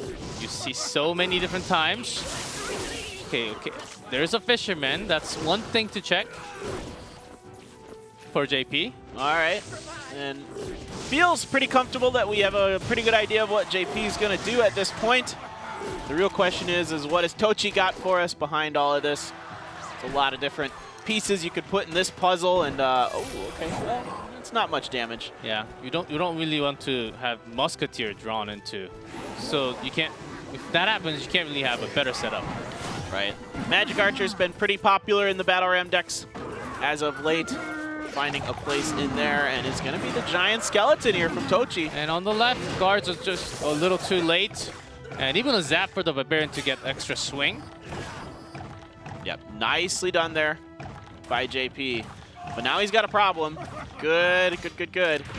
Good placement of that fisherman there. Yeah, but he dies. Death damage is very strong on that thing. They're showing you the teams there on the left. These guys are all really nervous. Pedro is tapping that desk They're shooting lasers from their eyeballs. They're about to laze Inferno out those monitors, man. This one matters a lot. As expecting a P.E.K.K.A from JP. That's why Toshi is really using the Giant Skeleton as a defense. But JP, we've seen what happens against the Giant Skeleton. Fisherman can make things worse for you. Yeah, you got to be really careful. Yes. It is going to be the P.E.K.K.A here from JP. We've got the Giant Skeleton immediately changing lanes over on the right with that battle ram. Yeah, guards on the left, so you do take the charge damage, but you took more damage onto the left anyhow. Oh, that did so much damage on the right, though. That was really nice. It's going to be the graveyard here from Tochi. Kind of what we expected here. He's going back to that first deck that worked for him against JP. Getting a fair amount of damage with that particular cycle. But has the poison in here. And yeah, exactly when you have it. And when you just go forward, Battle Ram has been the problem. Guards just in time to get that Battle Ram with the perfect defense onto the Barbarians. Yep, good defense here from Tochi this time around. Not anything getting through this time. He's ready for it. So now he's going to try the graveyard of his own. There's a defensive poison here from IMJP. Going to limit the amount from those skeletons there as they don't last long against that poison. And nothing going to do here as that Dark Prince is going to get slowed up by the Fisherman. Yeah, a few hundred differences up top and bottom, but overall the same. So Toshi looking for another graveyard potential with the Musketeer here. But some more time against the Fisherman. Okay, this one's a little bit bigger here. The P.E.K.K.A.'s going to go away. He's going back towards the tower. So he's going to go try to help with this graveyard. The defensive poison used once again, limiting the damage. The Musketeer got too many shots, so lots of good use here from Toshi. Just has to wait against the Battle Ram, but what else? The charge damage does go in. He's more concerned about the right side. He's willing to sacrifice just a little bit for his own attack. Yeah, the Archer pierced a couple shots on the right-hand side as well. So now this is looking pretty good here for JP. There's still 2 minutes, though. One nice graveyard from Tochi could do this, but these defensive poisons are getting so much value for JP. And the Musketeer is not going down. That's the problem. He was in time. Gets removed. One more shot from the Musk. Whoa. This is so close. This is going to potentially come down to a last-second scenario between these two. He's got the Fisherman available. Pull that Giant Skeleton away. He has to drop a P.E.K.K.A to deal with that Musketeer. Yeah, now he doesn't without have the poison this time. There's no defense up in the top left. Yeah, the snowball and the skeletons connect so many shots. Offensive poison from Tootsie. Talon tonight is going to bring Kicks down for the first time, and Kicks first loss for the team. This man, Tochi, played out of his mind today. 3 big wins against IMJP. Doing it 2 times with that giant skeleton grave deck. Wow. Excellent performance from him. What else can you ask for? Is this what happens when Talon upgrades and go up a step? And not a step. I feel like they went into an elevator, and then they have risen up not just a single step. Their games look different. Their prepared decks are unique. I love their plays. I think the old color that Talon had from the last season and the season before, they've still got it with the new roster. And they just showed that today. Exactly. This is what they make their money on. This is their bread and butter. They play unique decks that are a little off meta, a little off kilter. They find ways to work around what other teams are bringing into the situations. Giant Skeleton, really nicely brought by them. Because of the use of the Fishermen, it makes it a lot harder to utilize those Fishermen as much as you would like. A great day of CRL Asia. Really good. I think this is my favorite day so far. This has been a great day. Yeah, with the new meta, so many fishermen popping in and out, trying to use that to your advantage. Mind tricks of like little skeletons, just to have those hooks away, and different deck choices. We're seeing everything today. Yeah, really just so many different types of decks. We're not seeing too much in the way of some spell baits yet, but I don't think you can hold those down for too long. I think eventually somebody's gonna, other than Jack. Maybe of course, Jack, know. A few more from Group B. Yeah. I think that's Group A, Group B, depending on the player, depending on the team. I think we see some different type of decks. Maybe the spell bait basically stays in Group B, not in Group A at all. Right. Yeah, and this is a lot of fun. Ooh. Yeah, because now in standings, we're going to get to see that updated standings very soon, because if Talon went down once again and Kicks rising up to 4, the gap between the mid-pack, the bottom, and the top was going to be huge already. Yep. Just by 4 matches, but now a real competition here. Absolutely. This was fantastic. Awesome game there. Our first game was great as well. Ponos against Detonation was really good. So what a fun day. I know. And so many different meta. And the fact that we're not really... Usually what we have, because China starts first, and then it's Asia, and then it's West. That's how the schedule goes most of the time. Tend to have the decks from China coming out the day after or the week after. So what China plays on Sunday, we see a lot of those unique decks on Thursday. And that's what we had from Asia for many times. But today, not at all. Yeah, really good stuff here. I love what these teams are bringing. They're changing things up. They're learning. They're adapting. That's what you got to do. Ponos gets a huge win for themselves against Detonation. Dragon X shocking the world here, beating Chaos Theory. They're looking really strong. And then Talon with an even bigger shock, taking down Kicks. Yeah. Pretty sure not too many of you have dreamed of this kind of result happening tonight. It is what it is, and I really want to see the updated standings and the numbers, the plus minus on the game scores too, because it all matters. And the head-to-head also is going to matter because they go against 2 times.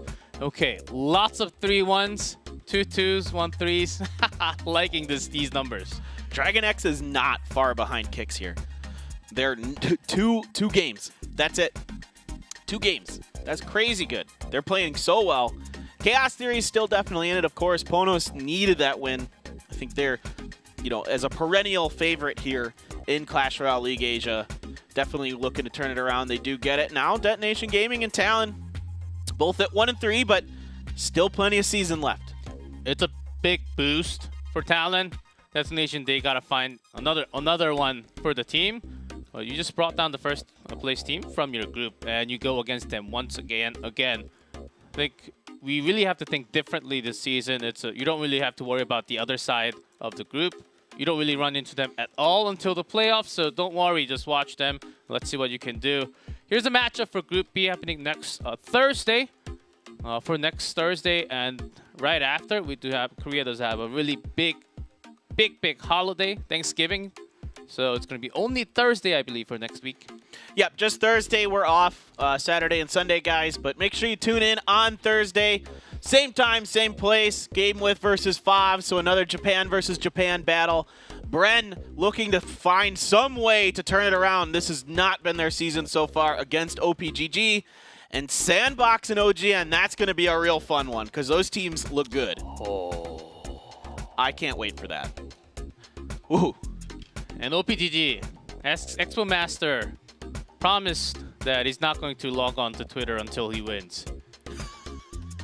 So it might be very soon. As Toby also replied, it might not be until 2020 or something. So he's showing promises, but not results. Yep. And the results matter in professional. 100%. 100%. I mean, he played a lot better yesterday. He looked better. He won that first game, but then, you know, he's just it's something's just not quite right there. It's not for lack of effort or anything like that. I know this guy practices all the time. He's always sending out messages before he banned himself from Twitter, asking for 1v1 practice partners. Yeah, he actually learned Japanese to play with so many Japanese players, to interact and learn and to have more friends so he can actually play with them. So because we have a lot of great Japanese players, not just here, also in Japan. So what a big passion of players, even learning a language to play. That's crazy. We've never seen that kind of passion for coming out. Oh, that's nuts. We have a lot of foreign players coming into this, coming into our region. I think they're also really passionate, of course. But that's it for Sunday night. We have another day just coming up on Thursday. Thanks for tuning in, guys. Clash Royale League Asia continues. See you next time.